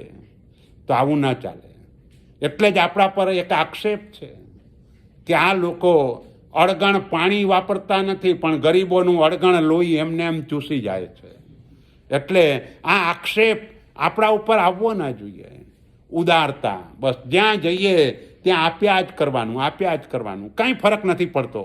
$200-500 કદાચ ધર્મસ્થાનકમાં ઓછા વપરાશે, કાંઈ વાંધો નહીં, પણ જેટલા જીવો આપણા સંપર્કમાં આવે એ બધા જીવોને આપણી તરફ પ્રીતિ ઊભી થવી જોઈએ. બોલો, પ્રીતિ ઊભી ક્યારે થાય? ઉદાર બનીએ તો. કંજૂસ જો બન્યા તો પછી તકલીફ ઊભી થઈ જાય. બોલો, કાલ સૌરિક કસાય શું હતું? 7મી નરકમાં. પણ એ હતો જ અભવ્યનો જીવ. જ્યારે બીમાર પડ્યો એવા સમયે એનો પુત્ર સુલસ, એનું નામ સુલસ, બહુ સારી પિતાની ભક્તિ કરે છે, પણ ભક્તિ કરવા છતાંય એના પિતાને વધારે ને વધારે તકલીફ થાય છે. ત્યારે આનો મિત્ર અભયકુમાર હતો. અભયકુમારને પૂછ્યું કે હવે મારા પિતાને સાતા કેવી રીતે મળે? હું તો આટલી મહેનત કરું છું તોય પિતાને ગમતું નથી, અસાતા છે. ત્યારે અભયકુમારે કહ્યું, ડુક્કરને દૂધપાક પૂરી ન ખવડાવાય, એને તો વિષ્ટા જ ખવડાવાય. એમ આ કસાઈ છે એટલે એને આવી રીતે સારું ન કરાય. તું કાંટાની પથારી બનાવ અને પછી સુવાડ, ઘસઘસાટ ઊંઘી જશે. અને એવું જ થયું. કાંટાની પથારી બનાવી તો ઘસઘસાટ ઊંઘ આવી ગઈ. એટલે જેટલી ભક્તિ, આ જીવન પાપ કર્મ જ એવું કે પાપ કર્મના કારણે એને આ જ સારું લાગે, સારું ગમે જ નહીં, આવું જ ગમે. અને પરિણામે બિચારા મરીને 7મી નરકમાં પહોંચ્યા. અને સંબંધીઓએ બધાએ સુલસને પકડ્યો કે હવે ભાઈ બાપ દાદાનો ધંધો ચાલુ રાખજે. સુલસ કે કેવી રીતે ચાલુ રાખું? મારે કંઈ નરકમાં થોડું જવું છે કે હું કસાઈવાળો ચાલુ રાખું? એટલે બધા સંબંધીઓએ કહ્યું, જો એમ જ હોય તો તારા દુઃખમાં અમે ભાગ પડાવશું. તો કે એમ છે? તો કે હા. બાજુમાં કુહાડી પડી હતી અને એ કુહાડી પોતાના પગ ઉપર મારી અને પછી કીધું કે હવે મને અહીંયા તકલીફ થાય છે, તમે મારા દુઃખમાં ભાગ પડાવો. ભાઈ, એ તો કેવી રીતે પડાવાય? અમારા શરીરમાં તકલીફ આવે તો અમે સહન કરીએ, તારા શરીરમાં તકલીફ હોય ને અમે કેવી રીતે ભાગ પડાવીએ? તો બસ, તો પછી મારે પણ આ ધંધો હું શા માટે કરું કે નરકમાં જવાનું થાય? એના કરતાં હું બીજો વ્યવસાય કરીશ. એ સ્વર્ગમાં ગયો. એટલે કહેવાનો આશય એ છે કે આ કર્મો, મોહનીય કર્મ એ બહુ મોટું કર્મ છે. દર્શનાવરણીય કર્મ આંખનો અંધાપો આપે છે, મોહનીય કર્મ આત્માનો અંધાપો આપે છે. આ આત્માનો અંધાપો બહુ ખોટો છે. એટલે દર્શન મોહનીય કર્મ જીવ આવી રીતે બાંધે, અને ચારિત્ર મોહનીય કર્મ એટલે તમે ક્યાંય ગુસ્સો કરો, અણગમો કરો, તિરસ્કાર કરો, અહંકાર કરો, ક્યાંય મોટાઈ બતાવો, કપટ કરો, ઈચ્છાઓ, મને આ જોઈએ તે જોઈએ, આવી ઈચ્છાઓ ઊભી કરો. આ બધામાં ચારિત્ર મોહનીય કર્મ બંધાય. કારણ કે કસાય એ ચારિત્ર મોહનીય કર્મ બંધાવે, નો કસાય એ પણ ચારિત્ર મોહનીય કર્મ બંધાવે. કોઈ સ્ટોરમાં જાઓ, આ સારું આ ખરાબ, આ ભાવે આ ન ભાવે, આ ફાવે આ ન ફાવે, આ ગમે આ ન ગમે, બસ આ વિકલ્પો પણ ચારિત્ર મોહનીય કર્મ બંધાવે. કેટલીક વખત આપણા સ્વજનનું મૃત્યુ થાય અને પાછળથી આપણને શોક થાય તો એ ચારિત્ર મોહનીય કર્મ બંધાય. અને સાથે એ શોક મોહનીય પાછું નવું ઉમેરાઈ જાય. અને એ કર્મ જો તીવ્રતાથી બાંધ્યું હોય તો બીજા ભવમાં આપણો જન્મ થાય ને આપણા માતા પિતાનું મૃત્યુ થાય. આવું કર્મ જીવ બાંધી દે. માટે આ શોક વગેરે પણ કરવાનો હોતો નથી. આ બધું કરવા દ્વારા ક્યાંય તમે કોઈની મસ્કરી કરો એનાથી એ ચારિત્ર મોહનીય કર્મ બંધાય. કારણ કે મસ્કરી એટલે હાસ્ય મોહનીય કર્મ થયું. આમ હાસ્ય નિર્દોષ હોવું જોઈએ, પણ આજકાલ નિર્દોષ હાસ્ય જોવા મળતું નથી મોટા ભાગે. કારણ કે નિર્દોષ હાસ્ય તેનું જ હોય કે જેનો કર્મમલ ઓછો થયો હોય, જે આત્મામાં કર્મમલ વધારે હોય એનું નિર્દોષ હાસ્ય કદાપી ન હોય. અને એટલે જ હમણાં લોકોને હસવા માટે લાફિંગ ક્લાસમાં જવું પડે છે, હસવા માટે હાસ્યની સિરિયલો જોવી પડે છે. કારણ કે નિર્દોષ હાસ્ય એવો કર્મનો ક્ષયોપશમ એનો નથી. જેમ પેટમાં મળ જામી ગયો હોય, ન નીકળે ત્યાં સુધી બેચેની રહે, બસ એમ કર્મનો મળ એ ઓછો થાય તો બેચેની દૂર થાય તો નિર્દોષ હાસ્ય મળે, એના વિના ન મળે. એટલે આજકાલ મોટા ભાગે આપણું જે હસવાનું હોય એ મસ્કરીમાં થતું હોય છે. અને જે બાબતમાં મસ્કરી કરી એ બાબતનું કર્મ બંધાય. કોઈને ઠીંગણો જોયો ને મસ્કરી કરી તો ઠીંગણા થવાનું કર્મ બંધાઈ જાય. મિનિમમ 10 ટાઈમ આપણે ઠીંગણા બનવું પડે. એટલે આવી રીતે જે બાબતમાં આપણે કોઈની મસ્કરી કરીએ એ બાબતમાં આપણને એ હલકાપણું મળે. માટે ક્યાંય કોઈની મસ્કરી નહીં, આ રીતે જીવન જીવવાનું. એટલે આ બધામાં ચારિત્ર મોહનીય કર્મ બંધાય. ત્યાર પછીનું આયુષ્ય કર્મ, નરકનું આયુષ્ય. ચત્વારી નરક દ્વારાણી પ્રથમમ રાત્રિ ભોજનમ. આ શ્લોક આપણો નથી, અજૈનોનો શ્લોક છે. અજૈનો પણ એમ કહે છે કે નરકે જવાના 4 માર્ગમાં સૌથી પહેલું રાત્રિ ભોજન છે. બીજા નંબરમાં પરસ્ત્રી ગમન, ત્રીજા નંબરમાં બોળ અથાણું અને ચોથા નંબરમાં અનંતકાયનું ભક્ષણ. બોળ અથાણું એટલે આજકાલ સ્ટોર ઉપરથી તમે જેટલા પણ પીકલ અથાણા લાવતા હો આ બધા બોળ અથાણા કહેવાય.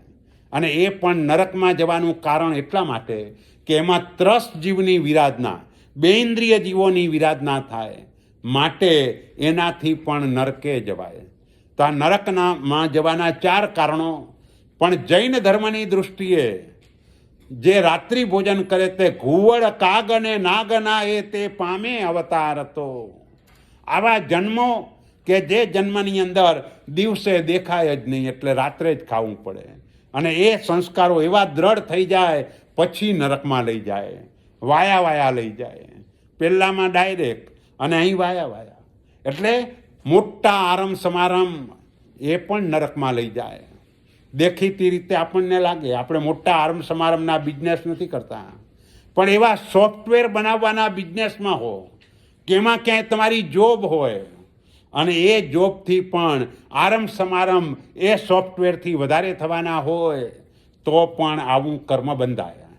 આપણે ડાયરેક્ટ શેર બજારની અંદર એવા શેરોમાં ઇન્વેસ્ટમેન્ટ કરીએ કે જેમાં મોટા આરમ સમારંભ થતા હોય, ત્યાં પણ આપણે એના ભાગીદાર થયા કહેવાઈએ. એટલે ત્યાં પણ આપણને એવું કર્મ બંધાય. એટલે ઇન્વેસ્ટમેન્ટ કરતાં પહેલાં આ એક સાવધાની જરૂરી છે. કારણ કે આજકાલ પહેલાંના સમયમાં તો એવું હતું કે આપણે બધા સ્વજનોને પૈસા આપતા હતા, આપણા સાધર્મિકોને પૈસા આપતા હતા. પણ આજકાલ એવું ચાલે એવું નથી, કારણ કે કોણ કયો વ્યવસાય કરે છે ખબર જ નથી.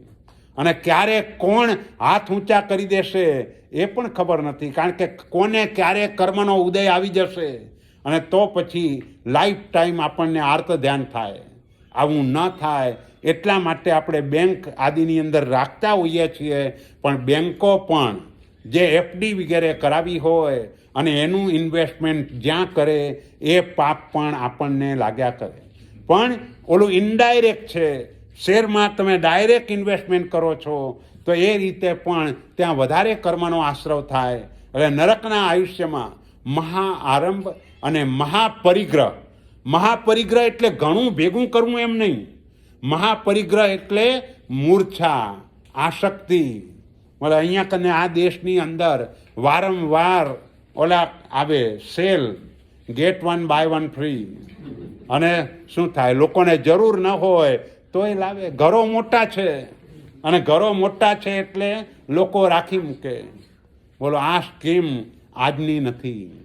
આ સ્કીમ ગૌતમ સ્વામીની સ્કીમ હતી. ગૌતમ સ્વામીએ આ સ્કીમ કાઢેલી કે એક ઉપર એક ફ્રી. મારી પાસેથી જે સંયમ લેશે બધાને કેવળ જ્ઞાન ફ્રીમાં મળશે. 50,000 લીધું દીક્ષા અને 50,000ને કેવળ જ્ઞાન ફ્રીમાં મળી ગયું. આપણે એ સ્કીમમાં જોડાવાનું હતું, એના બદલે અહીં કોસ્કોની સ્કીમમાં જોડાઈ ગયા. શું થાય પછી? એટલે આ મૂર્છા કહેવાય, આ મમત્વ કહેવાય. કોઈ પણ વસ્તુ લાવતા પહેલાં એટલો વિચાર કરવાનો કે આના વિના મને ચાલે તેમ છે કે નહીં. જો ચાલે તેમ હોય તો એ વસ્તુને હાથ પણ લગાવવાનો નહીં. અને જો જરૂર જ છે તો જેટલી જરૂર છે એટલું જ લાવવાનું. પછી કોસ્કોમાં જઈને હોલસેલમાં નહીં લઈ આવવાનું. નાનકડી વસ્તુની જરૂર છે તો નાનું જ લાવવાનું, વધારે લાવીને મૂકી નહીં દેવાનું. એટલે આ પરિગ્રહ સંજ્ઞા આ પણ જીવને નરકે લઈ જાય. રાજગૃહી નગરી, એની અંદર એક ભિખારી ભીખ માગીને પોતાનું ગુજરાન ચલાવે. એક વખતે એવો કર્મનો ઉદય આવ્યો કે 3 દિવસ સુધી કોઈ એને ખાવાનું આપતું નથી. એટલે બધાને કરગરે છે. અને એમાં પણ બરાબર 4થો દિવસ હશે અને તે દિવસે કોઈને ત્યાં લગ્ન પ્રસંગ હતો. એટલે એને થયું કે આજ તો ઘણું વધશે અને છેવટે એ તો મને મળશે, મારું પેટ ભરાશે. પેલો ત્યાં ગયો પણ કોઈએ કાંઈ આપ્યું નહીં. એને એવો ગુસ્સો આવ્યો કે ગુસ્સામાં ને ગુસ્સામાં વૈભારગીરી ઉપર, કે જેના ઉપર ધનના શાલીભદ્રે અણસણ કર્યું, એના ઉપર ચડીને એને વિચાર કર્યો કે આ શીલા એ ફેંકું કે આ બધા માણસો મરી જાય. એટલું ખાવાનું આપતા નથી. અને આવા ગુસ્સામાં હજુ તો એ વિચાર કરે છે ને શીલા ગબડાવવા જાય એના પહેલાં પોતાના ઉપર જ શીલા પડી, મરીને બિચારો 7મી નરકમાં ગયો. બોલો, એ 7મી નરકમાં જવાનું કારણ શું? પરિગ્રહ. આ મોટામાં મોટું પાપ છે, નાનકડું પાપ નથી. એટલે પરિગ્રહ એમ કહેવાય કે આ પાપથી જે લોકો ભારે છે એ સંસાર સમુદ્રમાં ડૂબે. આ પાપથી જે હળવા થઈ જાય એ સંસાર સમુદ્ર તરી જાય. બોલો, એક વ્યાપારી, રત્નનો વ્યાપારી સમુદ્ર માર્ગે મુસાફરી કરે. કોઈએ પૂછ્યું, ભાઈ તને તરતા તો આવડે છે ને? તો કે ના, એ તો મને નથી આવડતું. કોઈ આંધી આવશે કોઈ વખતે તો તારો જીવ જોખમમાં મુકાશે, તરતા શીખી જા. એટલે એ કે ભાઈ એટલો તો મારી પાસે ટાઈમ નથી, તમે મને બીજો કોઈ ઉપાય બતાવો. તો પહેલાં એ સલાહ આપી કે તું જે નૌકામાં બેસે એમાં એક ખાલી ડ્રમ રાખજે અને જ્યારે પણ સમુદ્રમાં આંધી આવે તે વખતે ખાલી ડ્રમ બાંધી દેવાનું કે જેના સહારે તું કોઈને કોઈ કિનારે પહોંચી જઈશ, તારો જીવ બચી જશે. એને એ પ્રમાણે કર્યું. ખરેખર સમુદ્રમાં આંધી આવી. એ વખતે એને વિચાર આવ્યો કે પેલા ભાઈએ ડ્રમ બાંધવાનું કીધું છે, પણ આ હીરા, માણેક, મોતી, રત્નો આ બધું શું કામ આવશે? પેલા આ રત્નોને ડ્રમમાં નાખું અને પછી ડ્રમ બાંધું. બોલો, શું થાય? એવું કર્યું, બિચારો મર્યો.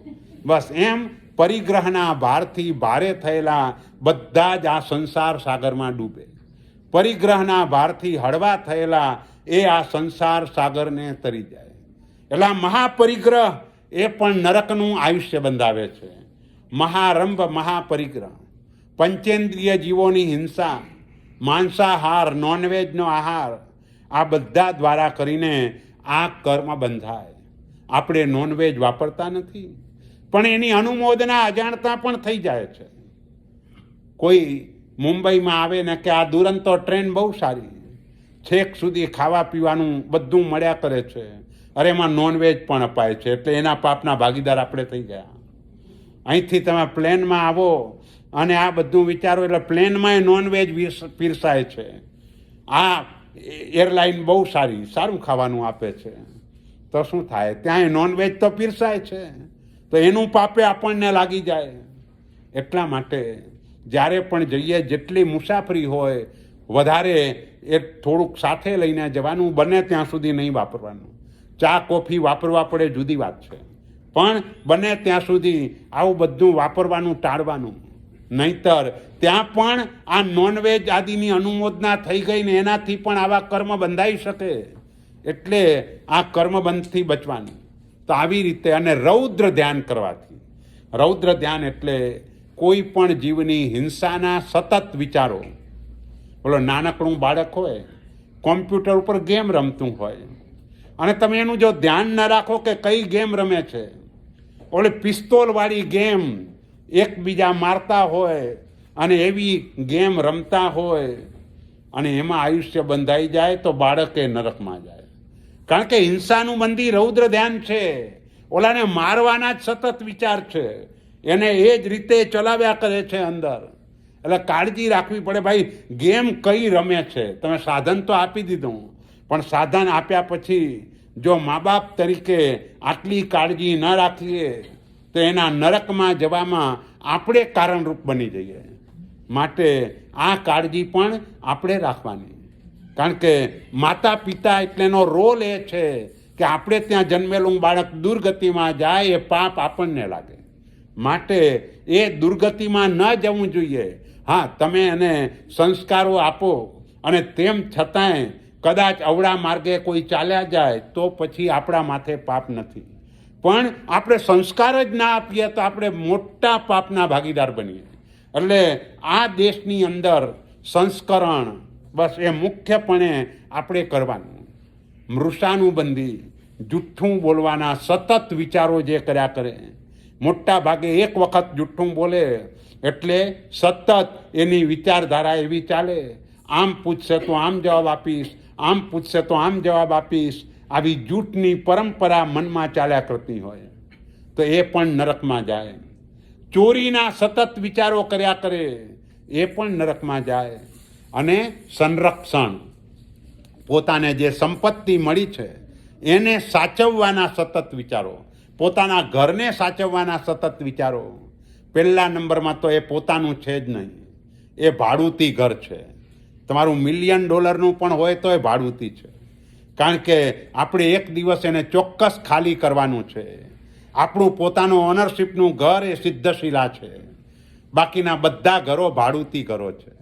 એટલે આ બધું આપણે પરસેવો પાડીને પૈસા કમાયા હોઈએ, એનાથી જે ઘર વસાવ્યું એ પણ આપણું નહીં. અને જેટલા પૈસા અનીતિ આદિ કરીને કમાયા એ બધા પાપની સજા આપણે એકલાને ભોગવવાની. મજા આખો પરિવાર કરશે, સજા આપણે જ ભોગવવાની. માલ બધા ખાશે, માર આપણે જ ખાવાનો. એટલે આ બધું સમજપૂર્વક જો કરીએ તો બચી જવાય.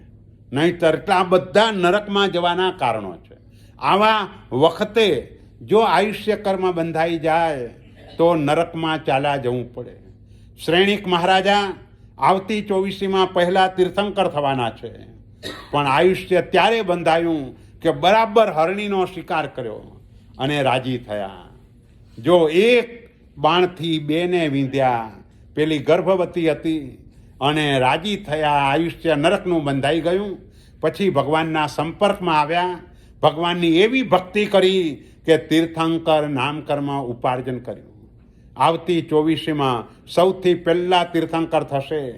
પણ કર્મસત્તા કે ભાઈ તમે આયુષ્ય બાંધ્યું છે તો હવે 84,000 યર નરકમાં જઈને આવો. બોલે આટલું પાપ અને સજા. ગઈકાલે વાત કરેલી કે કર્મ સત્તા બહુ ઉદાર છે, એને ઓછું આપવાનું મન નથી થતું, એટલે એક વખતે આ કર્યું, સીધું 84,000 વર્ષ નરકની અંદર ધકેલી દીધા. એટલે આ રીતે જીવ નરકનું આયુષ્ય બાંધે. કપટ કરવાથી, આહાર સંજ્ઞાથી, આર્ત ધ્યાન કરવાથી જીવ તિર્યંચ ગતિની અંદર ચાલ્યો જાય.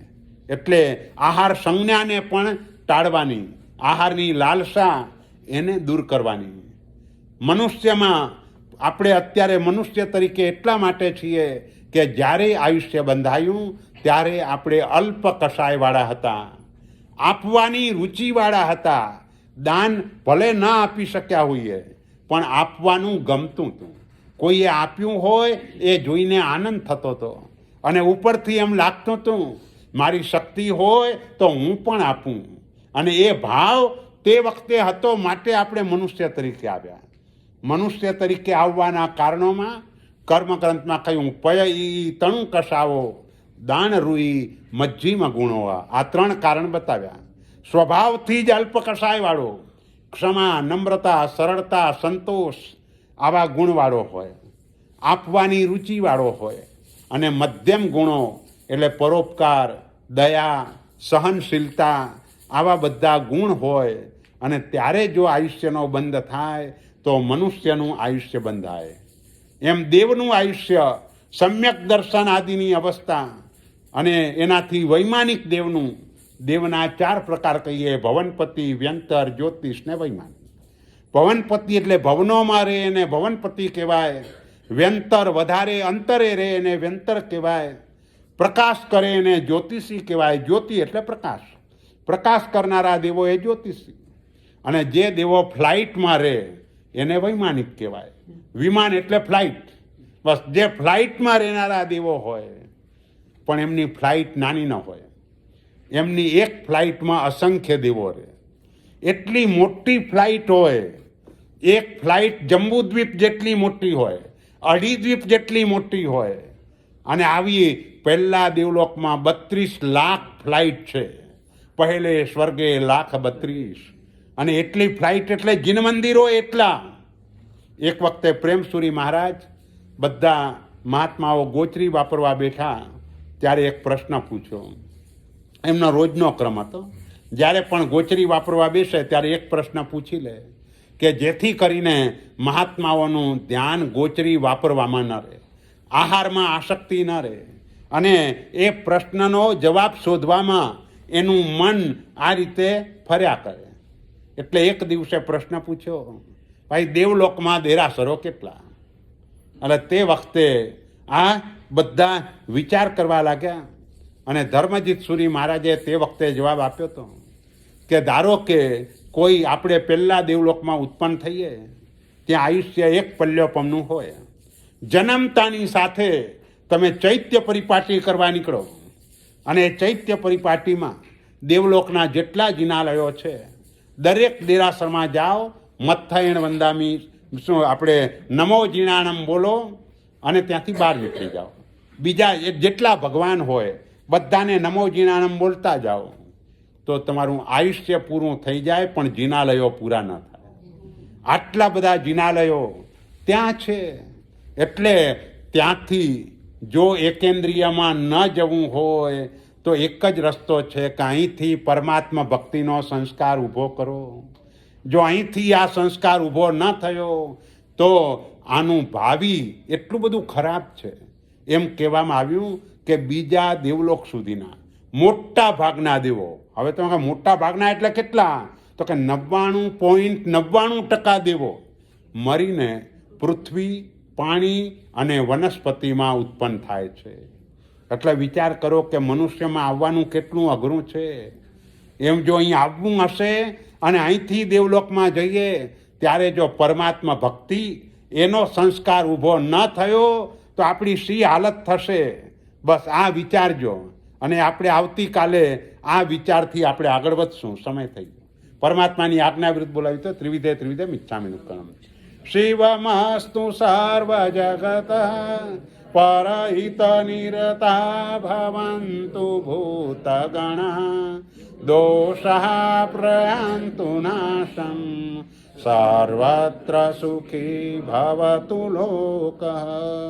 બોલો શ્રી પાર્શ્વનાથ ભગવાન કી. આજના કોઈને ક્વેશ્ચન હોય તો 10 મિનિટ ખાલી, હા, 10-15 મિનિટ સારું. ખાલી આજના પૂરતું, એટલે પછી આજે આપણે જે જ્ઞાનાવળી કર્મની વાત કરી, right? તો એમાં એક તો અવધિ જ્ઞાન કર્મ આવે અને મનોપર્વત જ્ઞાનથી એમાં ફરક શું પડે? નહીં, જો તમે એક આંખનો સ્પેશિયાલિસ્ટ ડૉક્ટર હોય અને એક ચાલુ ડૉક્ટર હોય, તો ચાલુ ડૉક્ટર જે હોય એ 100 રોગની દવા આપે, અને પહેલો જે સ્પેશિયાલિસ્ટ છે એક જ રોગની દવા કરે, અને તો પણ વેલ્યુ કોની વધારે?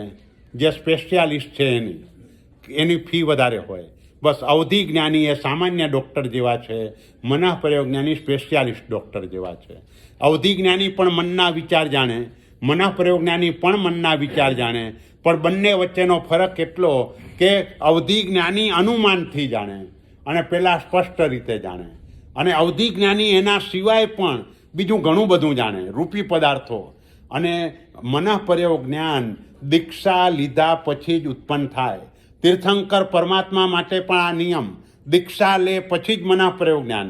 કેવલ જ્ઞાન દીક્ષા લીધા વિના પણ કોઈને થઈ શકે, પણ મનઃપ્રયોગ જ્ઞાન દીક્ષા લીધા વિના કોઈને ન થાય. અને અવધિ જ્ઞાન ચારે ગતિમાં થઈ શકે, અને મનઃપ્રયોગ જ્ઞાન માત્ર મનુષ્ય ગતિમાં, અને એ પણ જ્યારે અપ્રમત્ત સંયતપણું હોય ત્યારે જ આ જ્ઞાન પ્રાપ્ત થાય. એટલે વધારે વિશુદ્ધિ જોઈએ એમાં. બોલો. હે?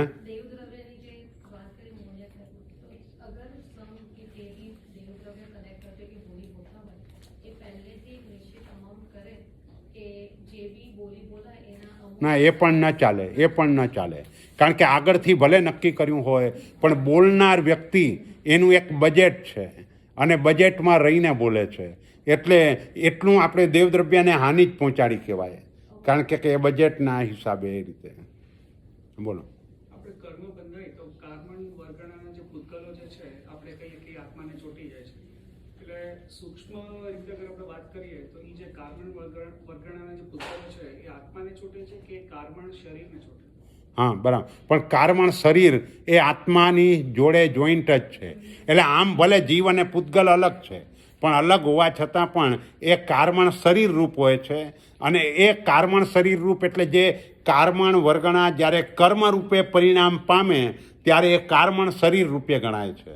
અને એ આપણા આત્મા પ્રદેશોને જે અડકીને રહેલા છે એને જે ગ્રહણ કરે છે, અહીં પડેલાને ગ્રહણ નથી કરતો, પણ જે અહીં ચોંટેલા છે આત્મા પ્રદેશોને પણ કર્મ રૂપે પરિણામ નથી પામ્યા. એટલે કાર્બન વર્ગણા રૂપે એ આપણને સુખ દુઃખ ના આપી શકે, પણ એ જ કાર્બન વર્ગણા કર્મ રૂપે પરિણામ પામી જાય પછી આપણને સુખ દુઃખ આપી શકે. એટલે કાર્બન શરીર રૂપે પણ આત્માને શરીર જુદા છે. એટલે વ્યવહારથી આપણે કહીએ છીએ કે એની જોડે એકમેક, પણ એક દ્રવ્ય બીજાની જોડે એકમેક થતું નથી, એ જુદું જ રહે છે. એટલે નિશ્ચયથી જુદું સમજવાનું, પણ વ્યવહારથી આવી રીતે સમજાય. બોલો.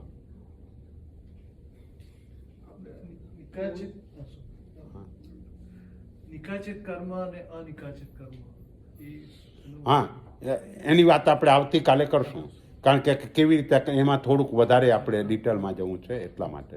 બોલો. મોહનીય કર્મની વાત કરીએ તો તમે કીધું કે જે મોહનીય કર્મ જે ગુસ્સો આવે તો એ મોહનીય કર્મ એનાથી બંધાય છે, એનો ઉદય થયો અને એના ઉદય વખતે ફરીથી નવું બંધાય. પણ ગુસ્સો આવે આ એક જ મોહનીય કર્મ એવું છે કે એના ઉદયને તમે નિષ્ફળ બનાવી શકો, બાકીના 7 કર્મના ઉદયને નિષ્ફળ બનાવાતા નથી. હવે આના ઉદયને નિષ્ફળ કેવી રીતે બનાવાય? કે સવારે ઉઠીને તમે નક્કી કરો આજે જે પણ થવાનું હોય તે થાય, મારે ગુસ્સો નથી જ કરવાનો. બસ પછી સામે ગમે તેટલી કોઈ ગાળો પણ આપે તોય તમે નક્કી કર્યું છે મારે આજે ગુસ્સો નથી કરવાનો, તો તમે આવતા ગુસ્સાને રોકી દીધો. એટલે પેલું નિમિત્ત મળ્યું, પણ નિમિત્ત મળવા છતાં પણ તમે એના ઉદયને નિષ્ફળ બનાવી દીધો, અને એ ક્ષમતા તમારા એ કર્મની નિર્જરા કરી દે. એટલે આ મોહનીયનો ઉદય એક એવો છે કે એને નિષ્ફળ બનાવી શકાય છે, બાકી જ્ઞાનાવર્ણ્યનો ઉદય હોય તો એને નિષ્ફળ ન બનાવી શકાય.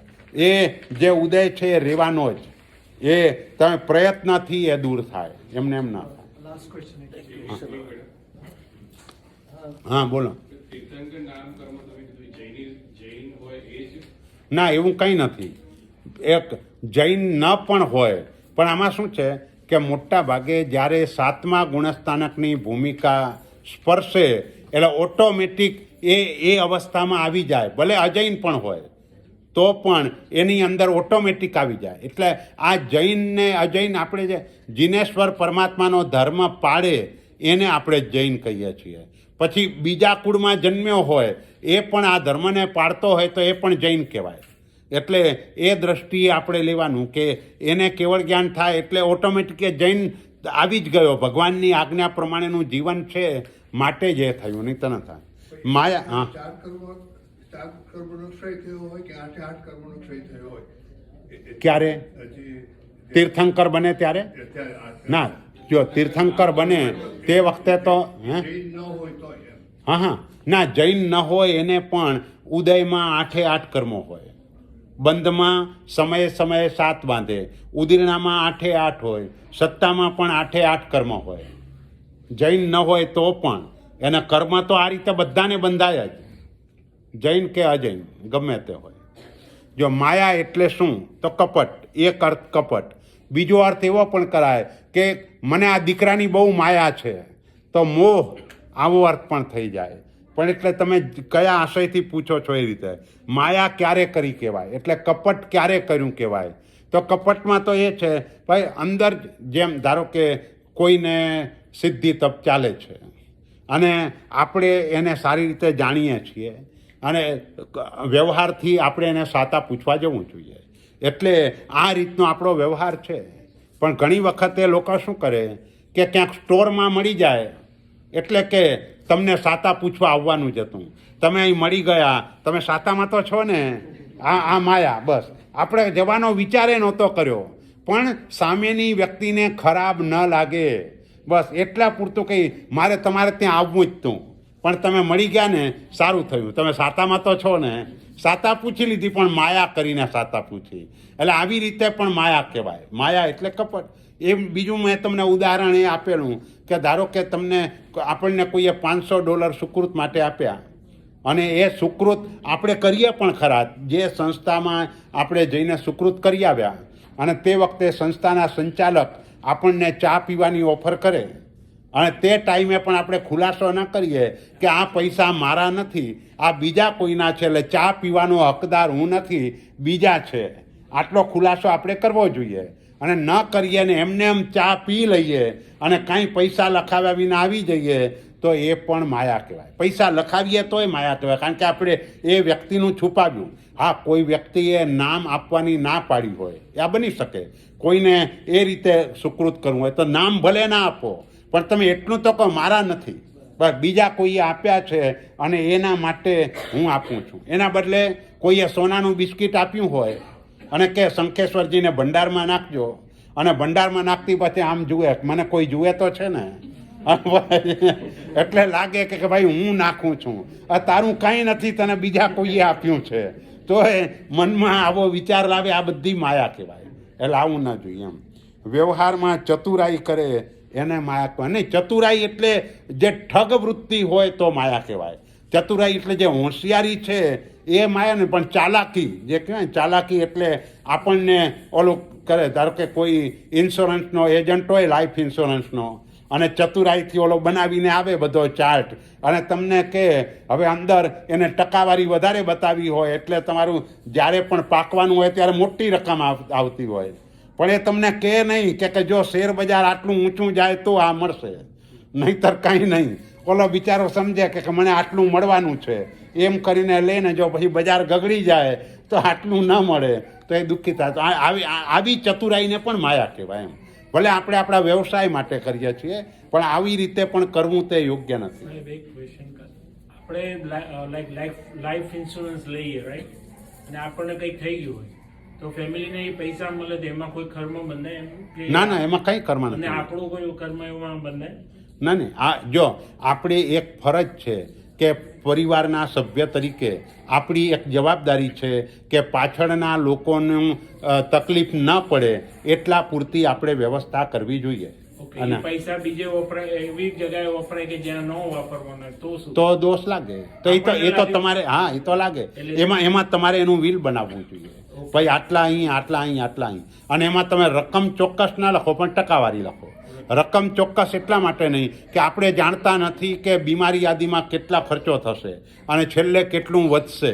એટલે મારા અગ્નિ સંસ્કાર કર્યા પછી અને જે પણ સામાજિક રીતની જે વ્યવસ્થા હોય બધું પૂરું થયા પછી જે રકમ વધે એમાંથી આટલા ટકા અહીં, આટલા ટકા અહીં, આટલા ટકા અહીં. એટલે ક્યાંય કોઈને પણ દીકરાને પણ ભારરૂપ ન બનીએ. નહીંતર આપણે લખીને જઈએ ભાઈ $10,000 અહીં આપજો અને કાંઈ વધ્યું જ ન હોય તો દીકરા માટે ભારરૂપ થઈ જાય. એટલે એવું ના થાય. એટલે જે વધે એમાંથી આટલું, બસ એવી રીતે કરી શકો. અને તમે કીધું કે આપણા કોઈ સ્વજન ધારો કે જતા ગુજરી જાય કે કંઈ થાય તો એની પાછળ તમારે આર્ટ ધ્યાન કે કશું નહીં કરવાનું, પણ તો એ તો બટ નેચરલ છે કે ધારો કે આપણા માતા પિતા કે ભાઈ બહેન કે છોકરા કંઈ પણ જાય તો એ તો સ્વાભાવિક આપણે થોડા દિવસ સુધી યાદ આવે, આપણે રડિયા કરીએ, આ તે બધું જ એમાં ત્યાં એમ વિચારવાનું, જો તે વખતે યાદ એ કરવાનું કે તીર્થંકર પરમાત્માને પણ આ દુનિયામાંથી વિદાય લેવી પડે છે.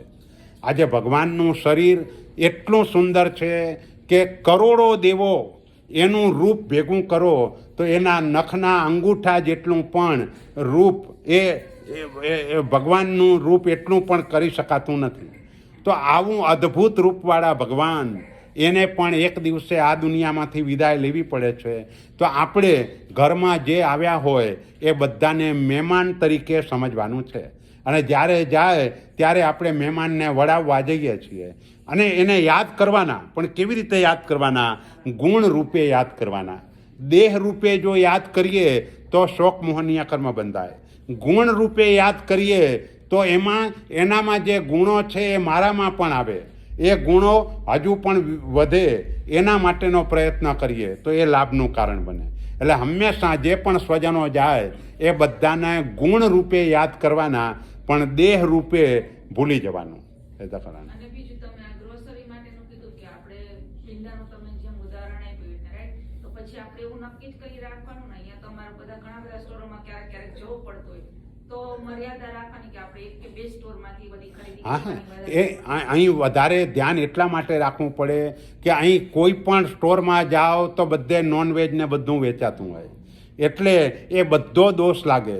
એટલે એના કરતાં મારી આટલી જરૂરી વસ્તુ છે ને આ જ લાવવાની છે ને મારે જવું પડે છે એટલે આ સ્ટોરમાં જાઉં છું.